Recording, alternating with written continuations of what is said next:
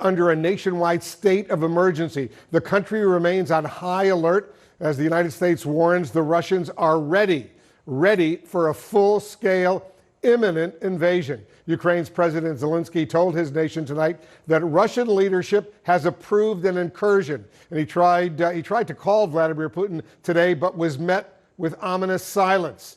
We are now awaiting an emergency meeting of the United Nations Security Council, an open session tonight, convening at the request of Ukraine. It's scheduled for a half an hour or so from now, 9:30 p.m. Eastern, and we will, of course, monitor that. We'll go there once it begins. Here's the latest assessment from the Pentagon. Russian forces continue to assemble closer to the border.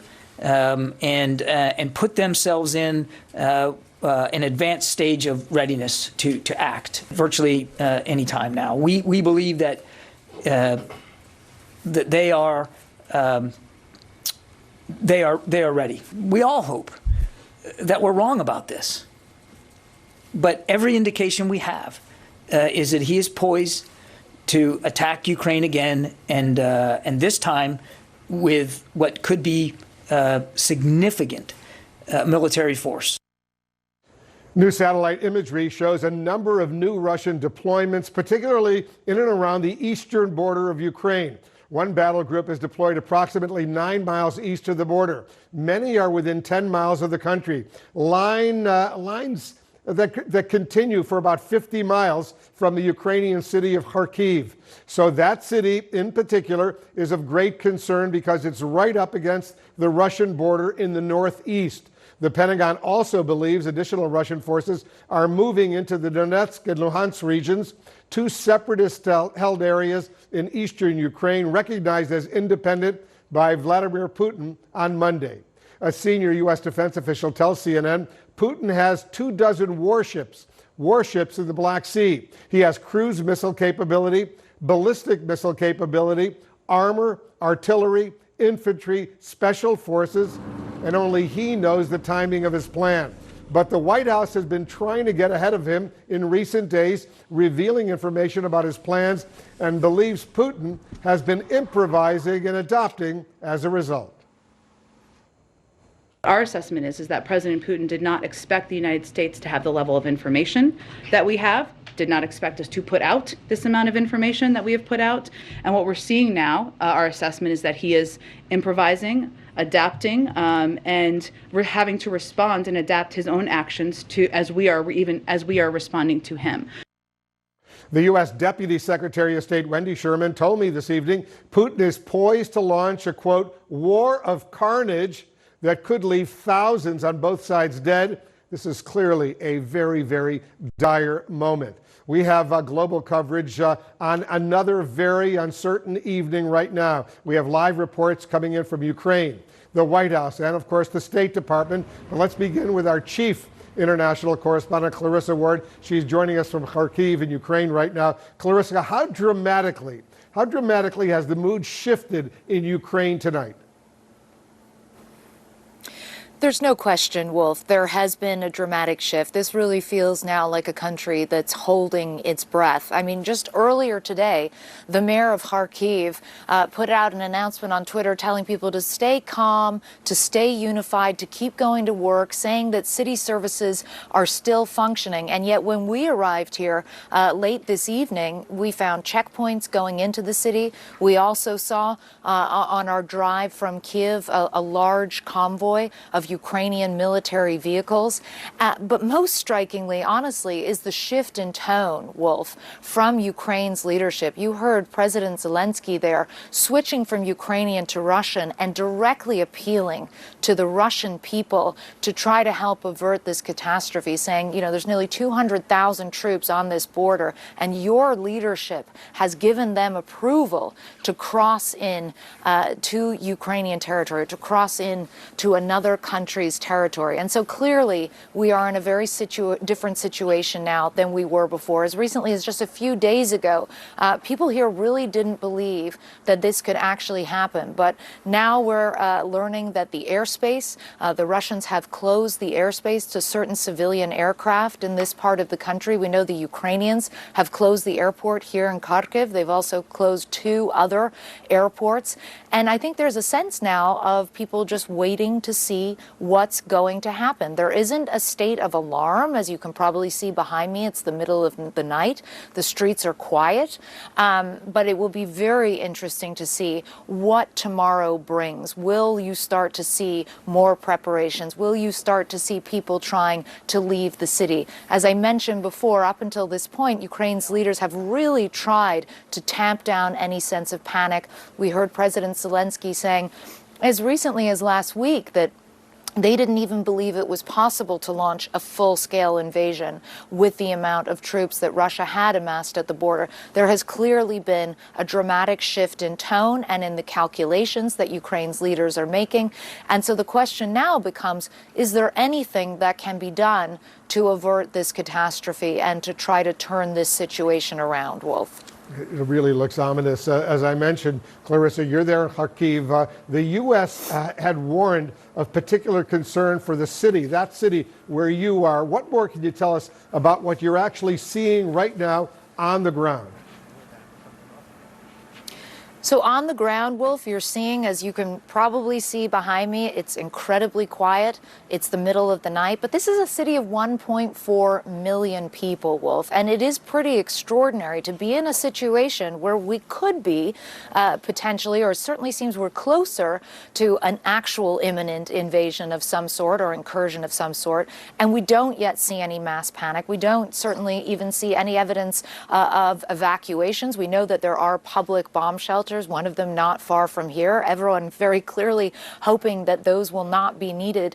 But when you look at those satellite images that you mentioned, just 10 miles on the other side of the border, so 50 miles from here, let's say, it clearly shows that things are moving in a very ominous direction indeed. And so the question now becomes, at what point does Ukraine's leadership start to instate, we know there's that state of emergency, and we've heard from the mayor of Kyiv saying that, that people shouldn't go out after a certain time, they should have their documents on them, and laying out a raft of kind of rules and regulations in this state of emergency. We haven't really seen that playing out here yet. And given the fact that this city in particular seems to be, at least in the view of intelligence coming out of the U.S., on a sort of heightened state of alert, it'll be very important to see how this local municipality even starts to try to implement some measures to protect the people of this city, Wolf. I want you to stand by, Clarissa. We're going to get back to you as we learn more. Stand by. Right now, though, I want to check in over at the U.S. State Department. Kylie Atwood is there for us tonight. So what's the word there at this hour, Kylie? Well, listen, Wolf, what we've been seeing from U.S. officials over the last few hours is them describing the alarming current force posture of Russian troops, right? Saying essentially that they are as ready to go into Ukraine as they have ever been. One senior Defense Department official saying that Russia has close to 100% of the forces that the Pentagon believes that it needs to carry out a full-blown invasion into Ukraine. And 80% of those forces are in a posture of ready to go. So that is where we are at right now. U.S. officials are looking at what they see on the ground, and they see that Russia is barreling forth towards an invasion. I want us to listen to how the Secretary of State described what Russian forces have been doing in the last few days. Everything we've seen over the last 24 to 48 hours has Russia putting the final touches on having its forces in place across all of Ukraine's borders, to the north, to the east, to the south, to be ready for a full-on invasion. And one thing that we are seeing the State Department do this hour, Wolf, in real time is call out what the Russians are doing with these false flags. We saw the State Department spokesperson Ned Price say that there is no evidence that Ukrainians are going after any of the separatists in those eastern regions, those eastern areas of Ukraine. Of course, that comes as the Russians are claiming that the Kremlin has been asked to go and send forces into that area because the separatists need those forces to defend against Ukrainian aggressions. The State Department saying that is just plain false, and they're doing it in real time. It is significant because what they are saying is that we expected this, and now, as we are seeing it play out, we are calling it out for what it is: disinformation, a false pretext. Kylie, as you know, we're waiting for this emergency meeting of the United Nations Security Council this hour. Can anything come of that realistically at this late point? It's a good question. I think it's a significant moment for the international community to come once again together and condemn what Russia is doing here as they maintain this aggressive force posture and could potentially carry out this invasion. But this is more symbolic than it is anything else. It is more political than it is anything else, because what we could see from the United Nations tonight are a tremendous number of countries coming out against Russia, but there is no indication that as they have done that over the last few days in these UN meetings, that it has changed anything about what Russia is planning here. What is the U.S., Kylie, bracing for in terms of humanitarian assistance, the humanitarian impact if Russia were to launch a full-scale invasion? Wolf, rest assured, it is going to be an incredible humanitarian crisis. You heard that earlier this afternoon when you spoke with the Deputy Secretary of State. She was saying that this wouldn't only be a war that was carried out by Russia's choice, but it would also be a war of carnage. And we know that U.S. intelligence assessments put the number of deaths of civilians in Ukraine, if there is an all-out invasion, at tens of thousands. We also know, the Deputy Secretary of State talking about this as well tonight, that there would be a tremendous refugee crisis created, that there could be up to 5 million refugees that pour over Ukraine's borders and into Europe. So this won't only impact Ukraine, but it'll also impact the rest of Europe.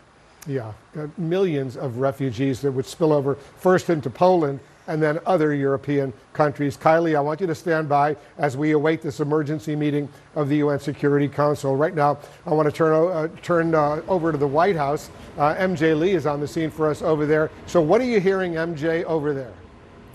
Well, Wolf, there is certainly tonight a recognition at the White House of the real gravity of the situation. And really, over the last 48 hours, we have seen the urgency in the tone from U.S. officials, everyone from the president on down, incredibly intensifying. Of course, it started with the president saying yesterday that an invasion has begun. And then tonight, from the Pentagon, they said that they are ready to go, referring to Russian troops and suggesting that a full invasion was imminent. And since then, we have really seen a rapid rollout of sanctions against Russia. We have heard White House officials saying that more sanctions could definitely be on the way. And tonight, we should note that White House officials and U.S. officials definitely took note of this dramatic speech from the Ukrainian president. And one of the reasons that it was so significant is because this is a leader, as U.S. officials know very well, in the past, at times, has been reticent to even talk realistically about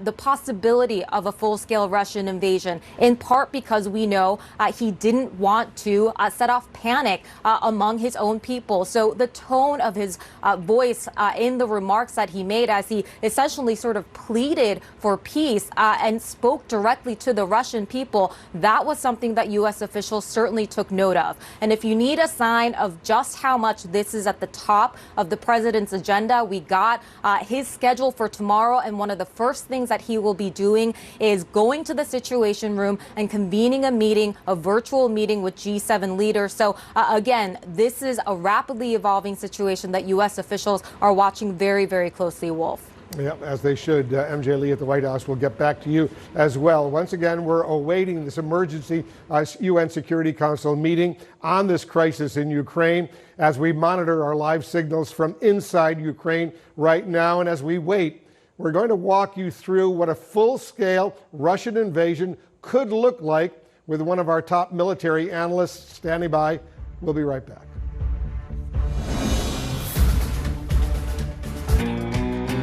And a little bit of chicken fried, cold beer on a Friday night, a pair of jeans that fit just right, and the radio. Get 5 boneless wings for $1 with any handcrafted burger, only at Applebee's. Selling a home is expensive and stressful, so we set out to create a better home selling experience with a network of the most successful real estate agents in America that'll sell your home for as little as a 2% commission. The icing on the cake with the Ideal Agent was that we saved $12,000 in commissions. They were so stress-free, the whole process was amazing, and I would definitely recommend them.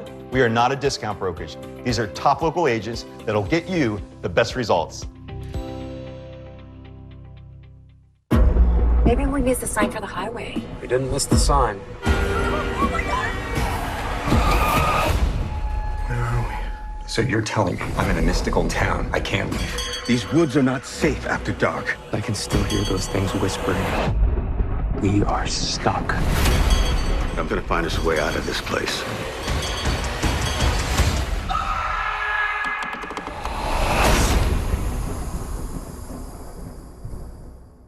Men put their skin through a lot, day in, day out.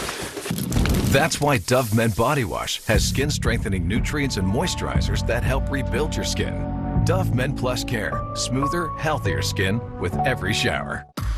Certified turbocharger, suspension and fuel injection. Translation, certified goosebumps. Certified from headlamp to tailpipe. That's certified head turns. And it's all backed by our unlimited mileage warranty. That means unlimited peace of mind. Mercedes-Benz certified pre-owned. Translation, the Mercedes of your dreams is closer than you think.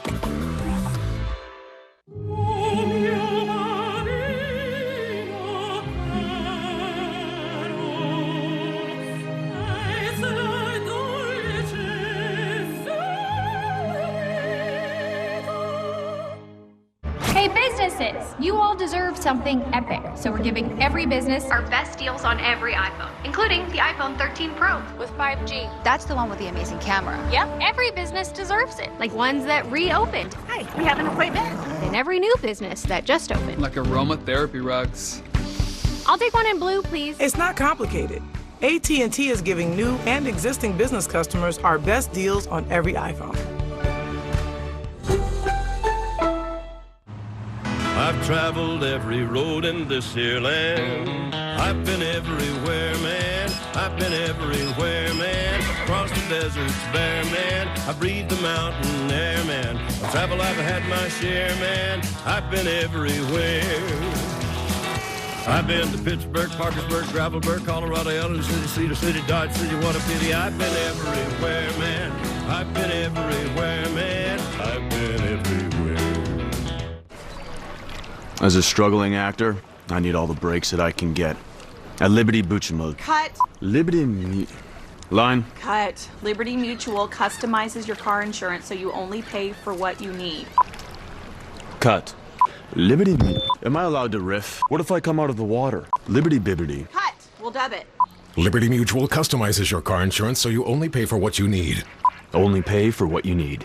Liberty, liberty, liberty, liberty. I knew I had to take charge of my life. I didn't recognize myself. Now with Jenny Craig, I've lost 27 pounds and 3.5 inches. Introducing the revolutionary Max Up, the one-stop, most effective weight loss solution. Limited time offer. Join now. Tonight, Ukraine is bracing for what could be a full-scale invasion by Russia. The U.S. believes it's imminent. President Zelensky also says Vladimir Putin has ordered an invasion. Let's go live to CNN's Matthew Chance. He's in the capital of Kyiv for us. President Zelensky, Matthew, as you know, said he tried to call Putin today, was met with silence. Was this a last-ditch attempt to avert a full-scale war?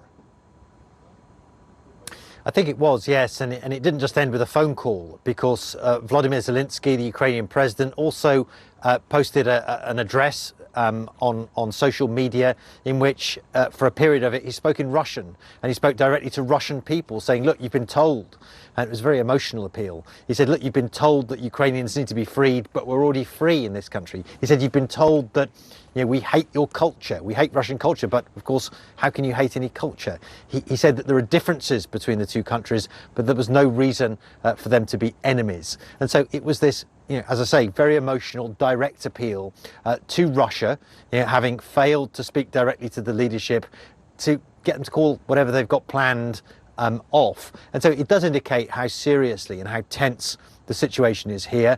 That's sort of reaffirmed by the fact that a state of emergency has been imposed inside Ukraine across the vast majority of the country, obviously not in the rebel provinces that have been recognized by Russia now. And that means that there's a curfew from 11 o'clock at night. It means there's extra security outside key government buildings and transportation hubs. And it also means that people who are signed up for the reserves in the military are not allowed to leave the country in case they're actually needed to fight what could be an extraordinarily bloody war. The big concern at the moment, Wolf, is the region in the east of the country of Donbass, where the rebel groups there that have recently been recognized by Russia have been claiming there's been an upsurge of shelling by Ukrainian government military forces into that area, particularly into Donetsk, one of the main rebel cities there. And they've appealed directly to Moscow for military assistance to help them defend, as they would characterize it, against that military attack by the Ukrainian military. Of course, the Ukrainians deny there's any such attack underway, and they deny they're planning to take back that region by military force. But if the Kremlin grant that assistance, it could open the floodgates to thousands of Russian troops who are gathered near the border of Ukraine right now to go into that region and for that invasion that's been widely tipped by US intelligence and others to take place very soon. Just very quickly, we're up on the top of the roof of the hotel in central Kiev that we're staying in. And of course, the US intelligence has been passed on to the Ukrainians is that there could be imminent attacks occurring in places all over the country, including here in the Ukrainian capital, Kyiv. And this is the sort of panorama we've got from this view from the south to the east, all the way to the north. Of course, Russia is in that general direction there. To the sort of northeast of here. And so we're keeping a close eye on the situation. And I can tell you, Ukrainian officials that I've spoken to tonight are saying that they are also sort of bracing for the possibility of there being some kind of attack, perhaps here, perhaps elsewhere in the country, by Russia possibly in the hours ahead, possibly in the days ahead. We will stay in very, very close touch with you, Matthew. Be careful over there. As you learn more, we'll, of course, get right back to you. Right now, Ukraine remains on very high alert as Russian forces continue to amass at its borders. President Zelensky now warns an invasion could be triggered at any moment. The latest satellite imagery shows new deployments northeast of Ukraine in Russia, just miles from the Ukrainian border. For the latest on what these military moves could mean, CNN military analyst, retired U.S. Army Major General Spider Marks is joining us right now. General, the satellite imagery shows that this new buildup is within only 10 miles of the Ukrainian border and less than 50 miles from the Ukrainian city of Kharkiv. What does that tell you?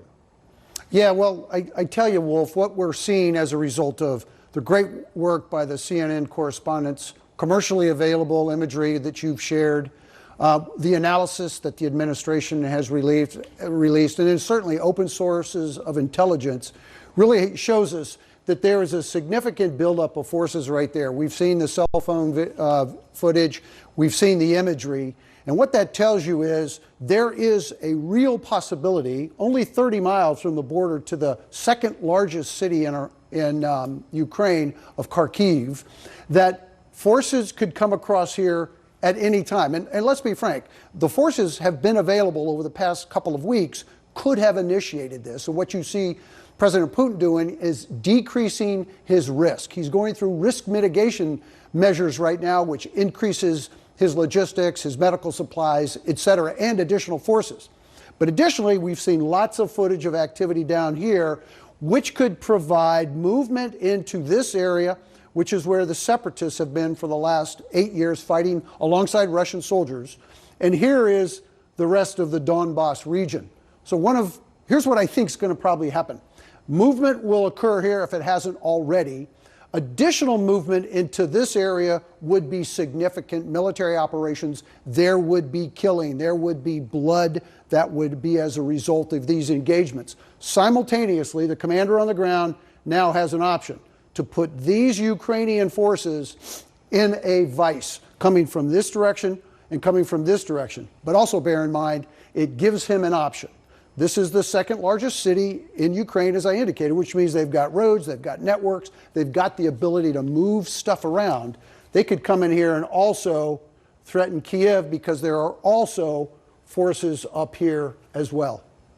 Yeah, there are forces all around Ukraine right now, maybe 190,000 Russian troops. General, we'll get back to you as well. Thank you very much for that explanation. Any moment now, the United Nations Security Council will begin its emergency meeting on the crisis. We're watching for that meeting to begin. Stand by. You're looking at live pictures coming in from the UN right now. There's the UN Secretary General. Only Vladimir Putin himself knows his next move, but we're going to bring in someone very familiar with how he operates for some fresh insight on Putin's thinking. The former U.S. ambassador to Ukraine, there he is, Bill Taylor. He's standing by live. We will assess right after the break. Realtor.com's Draw and Map feature helped us find what we wanted, where we wanted. We could finally buy our first big boy house. Big boy house. Big boy foyer. Big boy marble. A big boy quartz. What? Realtor.com to each their home.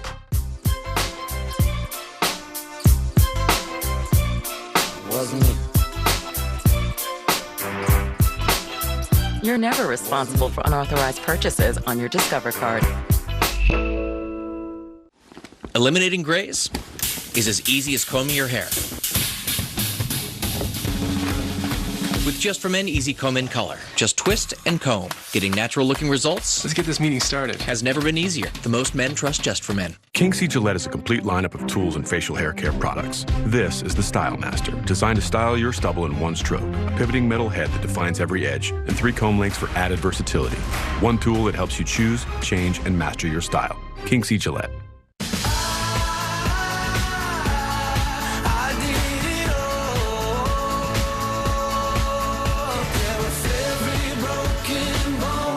I swear I lived.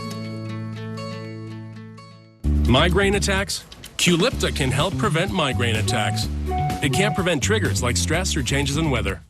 You can't prevent what's going on outside. That's why Qulipta helps what's going on inside. Qulipta is a pill, gets right to work to prevent migraine attacks and keeps them away over time. Qulipta blocks CGRP, a protein believed to be a cause of migraine attacks. Qulipta is a preventive treatment for episodic migraine. Most common side effects are nausea, constipation, and tiredness. Learn how AbbVie can help you save on Qulipta. Do you think any of us will look back in our lives and regret the things we didn't buy?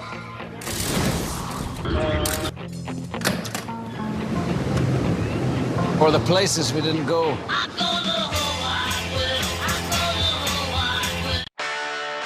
It was almost never about food. I think it was about Tony learning how to be a better person.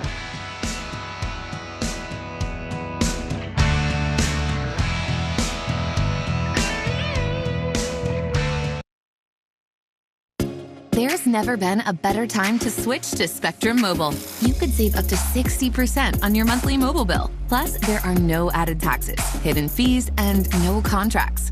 Use the Spectrum Mobile Savings Calculator, and in 3 easy steps, you'll instantly see how much money you could save by switching to Spectrum Mobile. See for yourself. Visit spectrummobile.com/save today.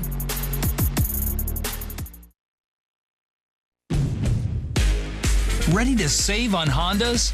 Save thousands with 0.9% financing on your favorite Hondas. Or get payments from $209 a month.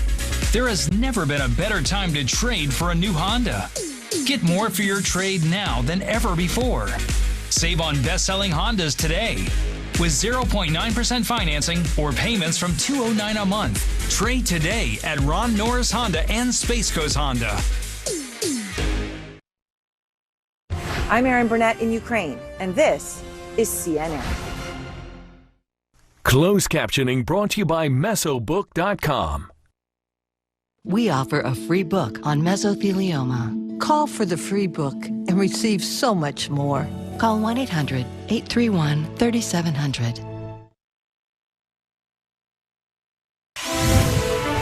We're waiting for the start of the United Nations Security Council. They're meeting an emergency session right now. We expect to hear from the UN Secretary General Antonio Guterres. He will, we're told, open up this session. We'll also hear from the U.S. ambassador to the United Nations. The Russian ambassador will speak. The Ukrainian ambassador will have extensive coverage of that. This is a critically important meeting. We'll get a sense of what's going on right now. At the same time, earlier tonight, there was an extremely somber message from the president of Ukraine, Volodymyr Zelensky. Watch this. Нам не нужна война. We have no need for another Cold War, or a bloody war, or a hybrid war. But if we are attacked militarily, if they try to take away our freedom, our lives, our children's lives, we will defend ourselves. When you attack, you will see our faces and not our spines, our faces. All right, let's discuss with the former U.S. ambassador to Ukraine, Bill Taylor. Ambassador, thank you so much for joining us at a critically sensitive, very delicate moment right now. As you heard, President Zelensky warning Russia, warning that Russia has ordered an invasion and that the trigger could come at any moment now. How do you interpret this dramatic shift from the Ukrainian leader? So, Wolf, I think it has become clear to President Zelensky that President Putin could well do what he's been threatening to do. President Putin has clearly been trying to rattle President Zelensky. He's trying to intimidate, probably trying to intimidate President Biden as well. And as you saw tonight, President Zelensky is not rattled. He's grim. He's determined. I was in his office 3 weeks ago. He was focused at the time. He wasn't as grim and determined and a bit pessimistic as he is today. Back then, he was still of the view that there was not enough forces on his border to do a major invasion. Well, there's now enough forces on the border to do a major invasion, and that has gotten to President Zelensky. He has not folded. He has not conceded. He has not backed down, but he is now worried. As he should be. This could be very, very bloody. The U.S. Deputy Secretary of State, Wendy Sherman, a woman you know, I know her as well, she told me earlier tonight that Putin has now closed the door to diplomacy. First of all, do you agree? Has every diplomatic option for all practical purposes, Ambassador, been exhausted? Well, if it's not impossible that President Putin could have a change of heart, it's probably unlikely. But if he wanted to avoid the bloody carnage that you just described, bloody on the Russian side, it will clearly be terrible for Ukraine and Ukrainians, military and civilian. But there will also be many Russian soldiers killed. Well, President Putin has not had to face a large number of Russian soldiers killed in the previous battles, in the previous operations in Ukraine. He went into Crimea in 2014 without firing a shot. He has been in Donbass for 8 years, and just 2 nights ago he went into Donbass under total Russian control, so he didn't lose anyone there either. He indeed has lost a couple of soldiers, Russian soldiers, during the 8 years of battle, but he's suppressed that. He has tried to hide that. President Putin is worried about Russian soldiers dying, and they will die in large numbers if they go in and attack the Ukrainian military. He's got to worry about that, and he could have a change of heart.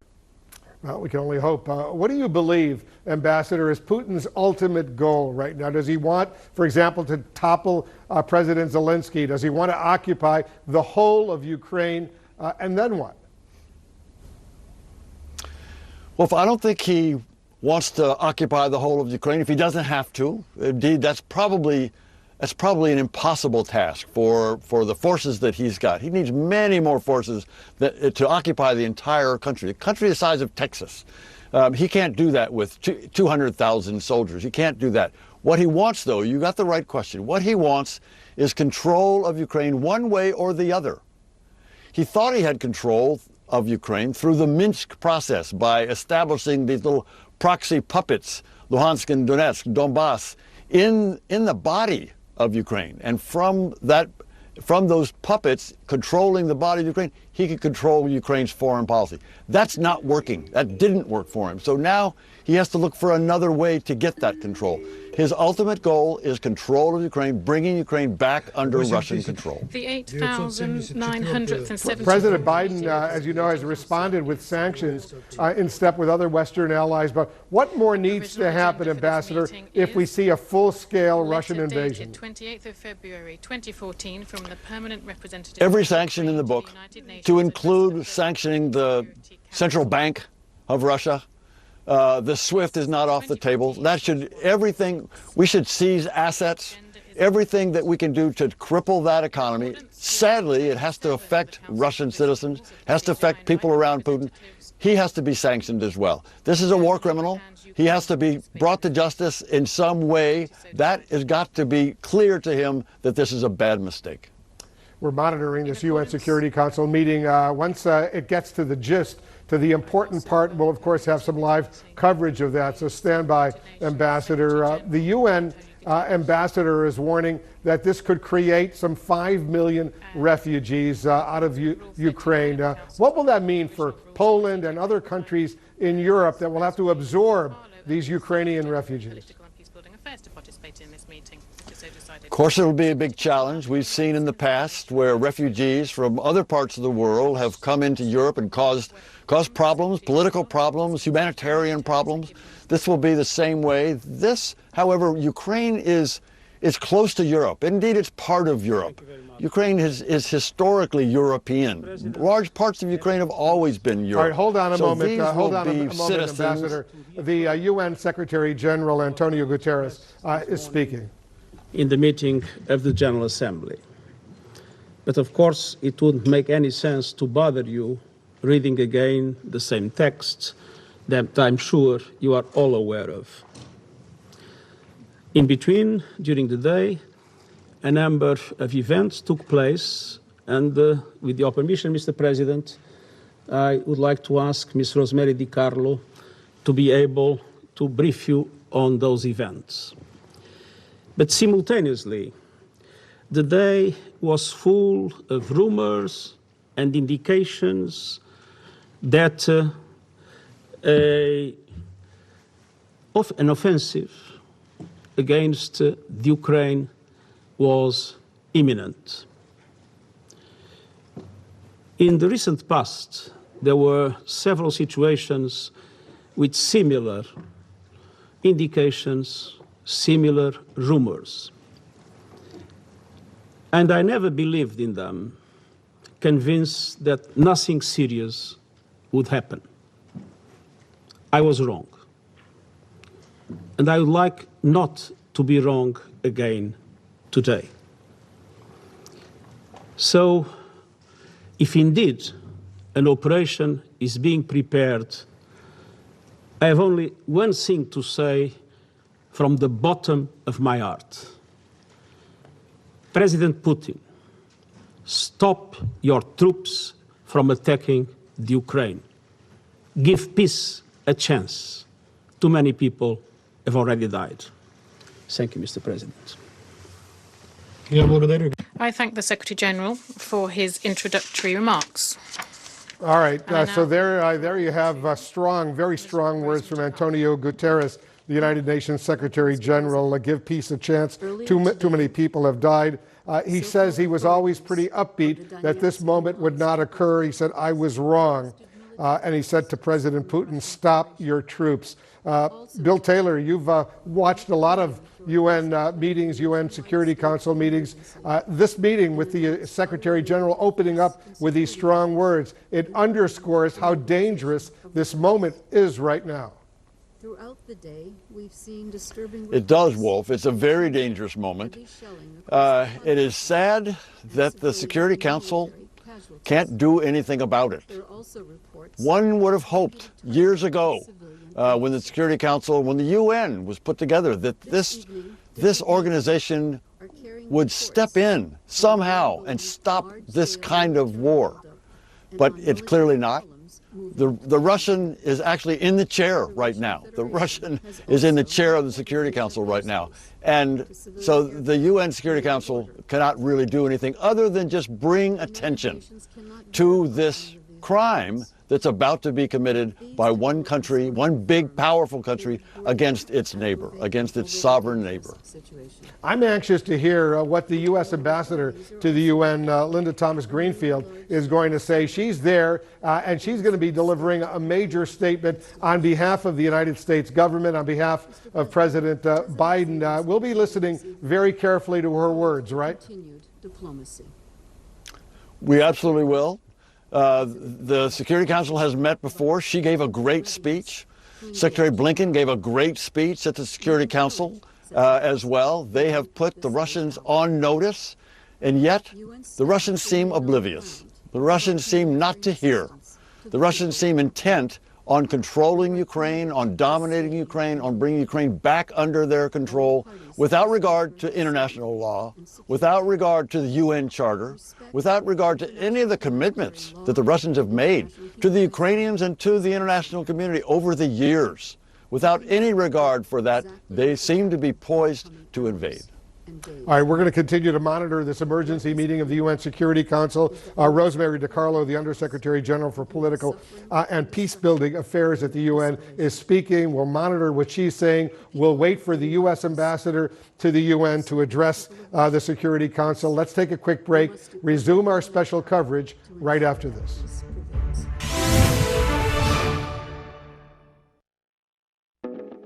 What makes my heart beat?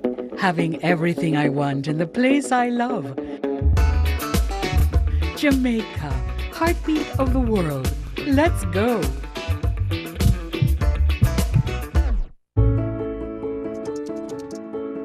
It's really been a gift having Mom live with us. But as a nurse, my training told me she needed more help than I could provide. So I connected with a place for Mom. My senior living advisor understood our unique situation. She quickly recommended communities and set up tours. A place for Mom helped us get to a decision. And now, Mom is so well cared for. Our service comes at no cost to your family. Connect with us today. One of my favorite supplements is Cunol Turmeric. Turmeric helps with healthy joints and inflammation support.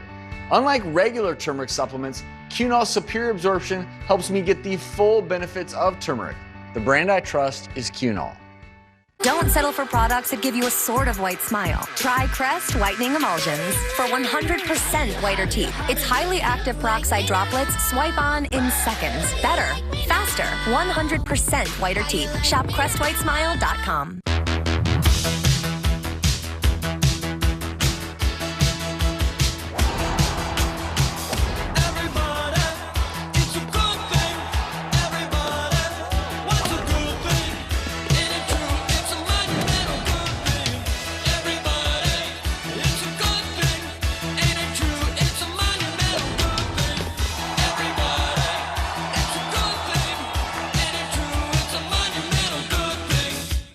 Come on, Percy. Yeah, let's go! On a trip. Book with Priceline. You save more so you can woo more. Woo. Yeah, feel the savings. Priceline, every trip is a big deal. Okay, let's talk about those changes to your financial plan. Bill? Mary? Hey, it's our former broker, Carl. Carl, say hi to Nina, our Schwab financial consultant. I know how difficult these calls can be. Not with Schwab. Nina made it easier to set up our financial plan. We can check in on it anytime. It changes when our goals change. Planning can't be that easy. Actually, it can be, Carl. Look forward to planning with Schwab. I'm Lisa Ling, and you can watch new episodes of This Is Life on CNN. And I'm Lisa Plus. You can stream every episode on CNN Plus. Like when I hung out with outlaw bikers. Lisa, it's immersive storytelling. At Massey Services, when we say expect more and get it, it's a commitment to more than just termite protection. More environmentally responsible solutions. More security with an unlimited repair and retreatment guarantee without a deductible. More coverage for the contents and structure of your home. More attention to detail with our annual termite inspection. And more peace of mind for you and your family. Guaranteed. Massey Services. Expect more and get it. It all begins when you wake up and you need the right morning team to help get your day started off the right way. Kirsten Delgado, Christian Brewy, Alexa Lorenzo, and Brian Shields. The Channel 9 Eyewitness News This Morning team. Tomorrow, starting at 4:30 a.m. This week, Wheel gets into the Aloha spirit. I love Hawaii week. And it's a puzzle paradise. Beaches. Flip, flops, volcanoes. Wheel's on island time. I'm wearing my casual tie tonight. Wheel of Fortune, tomorrow at 7:30 on Channel 9. CNN Special Report, The Alex Jones Story, Sunday at 9. This is CNN Breaking News. Major breaking news we're following right now. We're monitoring the UN Security Council emergency meeting underway. We anticipate that the U.S. Ambassador to the UN, Linda Thomas-Greenfield, will be speaking momentarily, outlining the U.S. position as it unfolds right now, given the fact that U.S. officials believe that the Russians are now on the verge of launching a full-scale invasion. Linda Thomas-Greenfield, the U.S. Ambassador, is speaking. And for your remarks tonight. Colleagues, a few moments ago, I spoke to President Biden, who asked me to convey in the strongest possible terms his and our steadfast support for Ukraine and support for the urgent meeting this Council has convened tonight. Furthermore, he asked me to share that the United States and our allies and partners will continue to respond to Russia's actions with unity, with clarity, and with conviction. We are here tonight because we believe, along with Ukraine, that a full-scale further invasion into Ukraine by Russia is imminent. Tonight, we're seeing the Russians close airspace, move troops into Donbass, and move forces into combat-ready positions. This is a perilous moment, and we're here for one reason and one reason only: to ask Russia to stop, return to your borders, send your troops and your tanks and your planes back to their barracks and hangars, and send your diplomats to the negotiating table. Back away from the brink before it is too late. Last week, the United States informed this Council and the world about what we expected to see unfold. We said that Russia would manufacture a pretext for an attack. We have since seen numerous false flag events staged along the lines of contact in Donbass. We said Russia would theatrically convene emergency meetings at the highest levels of the Russian government. We all saw this on Monday with the state televised Security Council meeting held by President Putin, an orchestrated moment in which the Russian government decided to recognize as, and I quote, independent states, unquote, sovereign territory of Ukraine controlled by Russia's proxies since 2014. They literally violated Ukraine's sovereignty and territorial integrity on live television before the world. We said that false proclamations would come declaring Russia would need to defend Russian speakers in Ukraine. We got that and much more from President Putin's speech on Monday and during the speech of the Russian ambassador in the General Assembly today. No one could have predicted just how dangerous, inciting, and far-reaching President Putin's speech would be with Putin arguing for taking the world back in time to an era of empires and colonies. Finally, we said the attack would come next, that we could expect communications to be jammed, cyber attacks to shut down key Ukrainian institutions. Last week, we attributed to Russia denial of service attacks against Ukrainian banks, and we saw similar activity this morning targeting government sites as well. And in the last few hours, we have received very concerning reports of destructive malware placed on hundreds of computers and executed on at least some. After that, we said would come the bombs and missiles, the soldiers and the tanks. Already soldiers have been deployed to the occupied region of Ukraine. Ladies and gentlemen, we are here tonight because we believe the rest is imminent. Now, over the past few weeks, Russia has called our predictions hysterical. Russia said we were lying. Russia said we were supplying the world with misinformation. Russia's diplomats even laughed in the face of the human suffering we were sounding the alarm about. But what we said would happen has come to pass for all the world to see. So let us be clear. All parties are not culpable here. There's no middle ground. Calling for both sides to de-escalate only gives Russia a pass. Russia is the aggressor here. Russia's attack on Ukraine is tantamount to an attack on the UN and every member state in the chamber tonight. The Security Council is charged with adjudicating threats to peace and security. Russia is bypassing it entirely and taking matters into its own hands. And that undermines the institution. It undermines everyone who participates in it.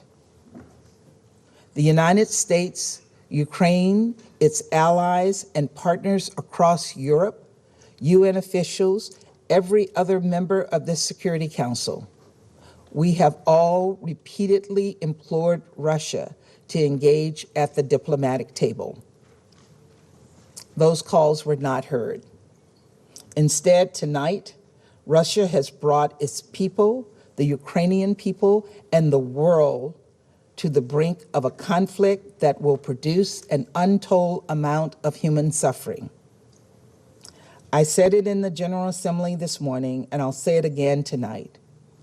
Everyday Russians should be asking themselves right now how many Russian lives Putin will sacrifice for his cynical ambitions.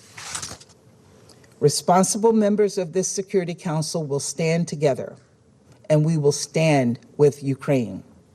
And we will do so despite a reckless, irresponsible permanent member of the Security Council abusing its powers to attack its neighbor and subvert the UN and our international system. This morning in the General Assembly, we saw dozens of leaders from across the globe stand up to defend the UN Charter and Ukraine against Russia's brazen attacks.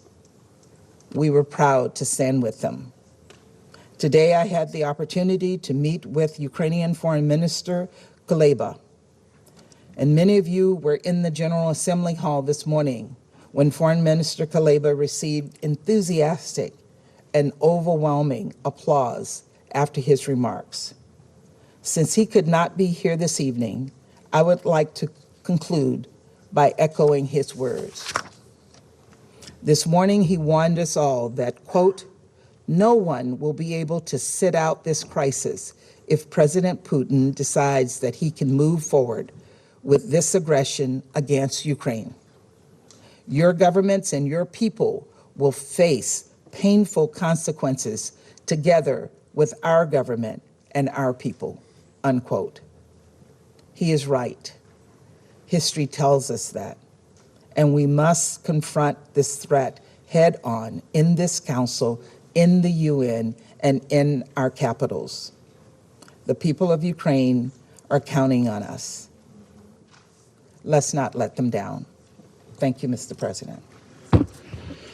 I thank the representative of the United States for her statement, and I now give the floor to the representative of the United Kingdom. Well, we're going to continue to monitor the United Nations Security Council emergency meeting, but we just heard some very powerful words from Linda Thomas-Greenfield, the U.S. ambassador to the United Nations. She did not mince any words. She said that a full-scale further invasion of Ukraine by Russia is now imminent. She said this is a perilous moment indeed. Fareed Zakaria is with us. Bill Taylor is still with us. Fareed, let me get your thoughts right now. It looks like a full-scale war, if it already hasn't started, is about to begin. Well, that's certainly the signs are pointing in that direction. And as Ambassador Thomas pointed out, Greenfield Thomas pointed out, U.S. intelligence in this regard on this issue in this period has been unerringly accurate. The fact that the Russians have closed down the flight space is one more sign. What we do not know is what the ultimate aim of this military intervention will be, this phase of it. Is it to take control of the entire Donbass? As you know, President Putin recognized these two republics, and in their constitutional, what they claim as their constitutional area, which is about twice as large as the land they actually control. So are they trying to do that? Or is this actually a march on Kiev itself, on the capital, in which case, in either case, we're in for some very bloody warfare. But if it is a march to Kiev, this is going to be like nothing we have seen really since the Second World War. Yeah, it's imminent. She kept saying that, Bill, Ambassador Taylor. She kept saying this is imminent. There is the Ukraine right now, thanks to Russia, is on the brink of war. Live together in peace with one another. And Wolf, she also said that there's no justification. President Putin seems to be desperate to find a justification. He's encouraging these puppet governments, these two LNR and DNR puppet governments that he's recognized, to somehow give him the justification. So they've been asking him to come in and help them. They've been trying to get the Ukrainians to attack them so that they can call in the Russian military to attack them and trigger this invasion. President Putin has nothing to tell the world about why he is invading Ukraine. He has nothing to tell. And so that's what Linda Thomas-Greenfield was saying when she was talking eloquently there at the Security Council. If it happens, Fareed, let's say there is a full-scale invasion of Ukraine right now by Russia. Then what happens? Walk us through what you envisage. Everybody seems to think there would be an enormous number of casualties, civilians and military, plus millions, potentially millions of refugees. So, as I said, let's think about it in two stages. First, you imagine they try to recapture the area that they claim is part of these phony independent republics. And I think Bill Taylor's point is very well taken. The Ukrainian government has so far showed extraordinary restraint. They have been shelled up on, they have been attacked, the ceasefires have been violated every hour, and the Ukrainian government so far has not responded. But that will not persist. If this new intervention takes place, the Ukrainian army will start fighting back. Now, the Russian army is the largest land army in Europe, so it is an unequal contest. But the Ukrainians have two things going for them: the will to fight to defend their own country, and a lot of fairly sophisticated military hardware that has been given to them by the United States over the last few years. I think you are likely to see a very bloody war. Unfortunately, again, as I said, the Ukrainians are outmatched. The Russians have a very formidable force. But the Ukrainians will fight. They will fight hard. They will fight to preserve their country. And most importantly, even if the Russians do, quote unquote, win, if they take a capital, if they take, the symbols and seats of power, the Ukrainians will keep fighting. And the Ukrainians will fight it through an insurgency. They will fight through various forms of resistance. I think that President Putin will be surprised to see that this is not going to be an easy one, even if technically he is able to achieve some military objectives. You know, Ambassador Taylor, we've just learned that President Putin has just announced that a military operation has begun, he says, to protect Donbass, this disputed area, part of Ukraine, controlled in large measure by pro-Russian sympathizers over there, as well as Russian troops. What do you make of this? Well, President Putin has a fine opening gambit. He is going to be able to push hard. It'll be bloody, but he will be able to overrun or push through a determined Ukrainian resistance. Ukrainian military does have, as Fareed says, it has sophisticated weapons, but even more important, it's got the will to fight, defend its own country, its own land. But the Russian army will be able to push through. It's a big country. It's the size of Texas. The Ukrainian people will resist. The Ukrainian people will make it hell for Russian occupiers. The Ukrainian government will presumably leave Kyiv. It will set up somewhere else, maybe in the West, but it will continue to support it, and the Ukrainian people will continue to support it. And the Russian opening is fine. The Russian they don't have an end game, Wolf. They don't have an end game. Yeah, we're going to continue our special coverage. I want to thank all of our viewers for this special coverage tonight. I'll be back tomorrow, 6 p.m. Eastern in the Situation Room, 9 p.m. for CNN. Tonight, we're continuing to monitor what's going on. Our breaking news coverage continues right now with Don Lemon Tonight.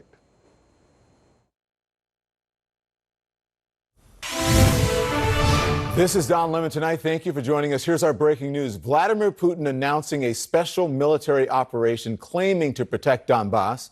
The UN calling an emergency meeting of the Security Council that's going on right now. The U.S. ambassador at the United Nations, Linda Thomas-Greenfield, saying this just a moment ago. Tonight, we're seeing the Russians close airspace, move troops into Donbass, and move forces into combat-ready positions. This is a perilous moment, and we're here for one reason and one reason only: to ask Russia to stop. Return to your borders. I want to get right now to Jill Doherty and also our Caitlin Collins. Jill, you're in Moscow this evening. Vladimir Putin speaking just moments ago. Talk to us about this special envoy claiming to protect Donbass. What is he saying? Well, he said that Russia was left no chance to protect itself from others, and he said he has decided to conduct a special military operation to protect Donbass. That's that region that we've been talking about in the east, which he recognized just the other day. He also said Russia plans do not include occupation of Ukrainian territories. So we would have to see what he means by that. The word occupation and also Ukrainian territories. It may mean that this operation is concentrated on Donbass, but again, this is just, coming rather unexpectedly from President Putin. I should say also, Don, that oddly enough, he is wearing the very same suit and tie that he wore the other day and the same location at his desk in which he delivered that very long speech earlier this week about Ukraine. He also mentioned, and he's been saying this for the last couple of days, Russia will not allow Ukraine to have nuclear weapons. Now, no one is talking about Ukraine having nuclear weapons. He makes the argument that they have the know-how from the old Soviet days and could create nuclear weapons. This is something that Ukraine absolutely denies, and probably most people in Europe and the United States would say that is not true. In fact, Ukraine gave up its nuclear weapons. But in any case, a dramatic moment here as the United Nations is talking about and debating this issue of Ukraine. President Putin on TV saying that he has decided to conduct a special military operation. Don? Stand by, Joe. I want to bring in Caitlin Collins at the White House. Caitlin, Vladimir Putin speaking. Any response from the White House, from the president or any representative there? We've asked. This speech from President Putin has just happened, and we know that President Biden had been monitoring this closely. The White House said he'd been being updated by his national security advisor, Jake Sullivan, tonight, Don. But the split screen here is just chilling, because what you are seeing is this emergency session happening at the United Nations with these officials. Of course, we should note this is a session that is chaired by Russia, with these officials coming out one by one, condemning Putin's moves in recent days, saying that this is what they had predicted would happen, something that they did not want to happen. And then on the other side, you've got Putin announcing this military operation, which is exactly what the White House and other intelligence, other nations, other allies had predicted was going to happen. And you see there, the representative from Ireland is speaking. Just a few moments ago, we heard from Linda Thomas-Greenfield. She is the United States ambassador to the United Nations. She said she had just gotten off the phone with President Biden, and she came out and was pleading for Biden to stop, to take his troops back, to turn around and leave the border at Ukraine, where, of course, we know he's amassed much over 100,000 forces. And Don, I want to read something she said, because it talks about what the United States has been saying over the last few weeks, warning about what they believed was going to happen, how Putin was going to game this out, something that White House officials have said they believed caught the Russian leader off guard. And tonight, just a few moments ago, in these remarks, after speaking with President Biden, Linda Thomas-Greenfield said, over the last few weeks, Russia has called our predictions hysterical. They said we were lying. Russia said we were supplying the world with misinformation. Russia's diplomats even laughed in the face of human suffering that we were sounding the alarm about. And then, Don, she goes on and she said, but what we said would happen has come to pass for all of the world to see, pointing to what has happened, pointing to Putin recognizing these breakaway Ukrainian territories as so-called independent, asking for parliament, basically demanding from Parliament that he could put Russian forces in there. And now this chilling speech that he has given tonight, saying that he has sanctioned this military operation, Don. And Jill, as we get this new information, and stand by, I've learned now that we have Matthew Chance. Matthew Chance is going to join us now from Kyiv. Matthew, good evening to you. What is the word from Kyiv? Are people responding? Anyone there responding to President Putin, Russian president, saying that he is going to supply this special military operation to protect Donbass? It's too early for a response, Don, if I'm absolutely honest, because this has come out of nowhere. This speech by Vladimir Putin on Russian media, basically saying that he's launched this special operation in Donbass, calling on Ukrainians to drop their weapons, saying not to resist, essentially, and saying that any responsibility for bloodshed as a result of this, basically war that's been, suggested or declared by President Putin is on the hands of the Ukrainians who resist. Oh, I tell you what, I just heard a big bang right here behind me. I thought we shouldn't have done the live shot here. There are big explosions taking place in Kiev right now. I can't see where they're taking place from this vantage point here on top of the roof of the hotel in central Kiev. And I can't explain what they are, but I heard 4 or 5 explosions a few moments ago. I don't know whether our viewers or whether you in the studio there could hear what I just heard. You could, right. Yeah. So, I don't know what it is, but I will tell you that the United States has warned Was that another one? The Ukrainians. Yeah, I think it was, but they're quite distant from where I am now. But I can tell you that the United States has of course warned the Ukrainian authorities that it is possible that there could be strikes, airstrikes, missile attacks, ground attacks as well on various places around the country, including on the capital, Kiev. Now, I don't know whether that's what we're witnessing now, but it's a remarkable coincidence that I'm hearing these explosions in Kiev right now. Let me jump in and ask you. Minutes after Vladimir Putin gave that speech. Yes, minutes after the speech. I just want to, have you heard any explosions, anything similar since you have been in Kyiv? No, absolutely not. This is the first time This is the first time that we've heard anything. Like, it's been absolutely silent in this city throughout the course of tonight, and for past several weeks, we've not seen anything at all. In fact, I've never heard anything like this in Kiev for the years that I've been coming here and reporting from here. So this is the first time. But look, it's going to be more than just a coincidence. I can hear rumblings right now. Matthew, is it safe where you are? Pinpoint. Yeah, I think it's relatively safe at the moment. Look, I've got a. Oh, there's another one. I've got a flak jacket right here. Let me just get it on. So Matthew Chance is live for us in Kyiv, Ukraine. Matthew, we're going to stick with you. Matthew is on a roof in central Kyiv, he's telling us, and just for the first time, just moments ago, you witnessed live on this program explosions. Again, he doesn't know exactly what those explosions are, but he says it's the first time that he has heard them since he has been in Kyiv. He is trying to put on a flak jacket now to make sure that he is safe. I think we should stick with this just to see what's happening as he is doing this. Yeah, I think and we'll get to our other correspondents in a moment, but this is where it appears there are things going on. Now, the president of Vladimir Putin moments ago saying that he was going to send a special military operation to protect Donbass, and then just minutes after that speech aired on state television, our Matthew Chance is doing a live shot for us here at 10 o'clock Eastern Time, 5 o'clock a.m. in Ukraine. And there are explosions. Again, not exactly sure what they are, but Matthew Chance is getting into place now, and he's live. Matthew, are you back with us? Can you hear us now? Yeah, I can hear you throughout all of that. I'm sorry about the Matthew, just so you know, your flak jacket is covering your microphone. If you can somehow get it out. Yep, here it is. There you go. Now, loud and clear, Matthew. Go ahead, please. And please, if you're safe, you need to put on your headgear, or you're good. Yeah. Take your time.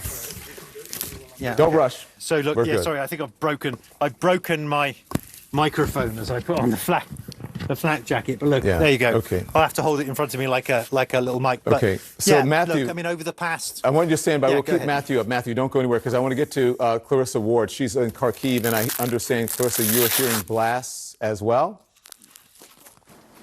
Yeah, that's right. It's been a few minutes now. We have been hearing a steady stream of loud strikes. It's not clear exactly what they are targeting. The city is eerily quiet still. Most people probably fast asleep when President Putin made that surprise speech announcing essentially the beginning of serious military action. We don't know exactly what those strikes are targeting, but our colleague Fred Pleiken, who is on the Russian side of the border, just about 30 miles away, has said that he has been hearing helicopters in the skies near Belgrade, not far from here. That's where we have seen a large Russian military buildup near the border.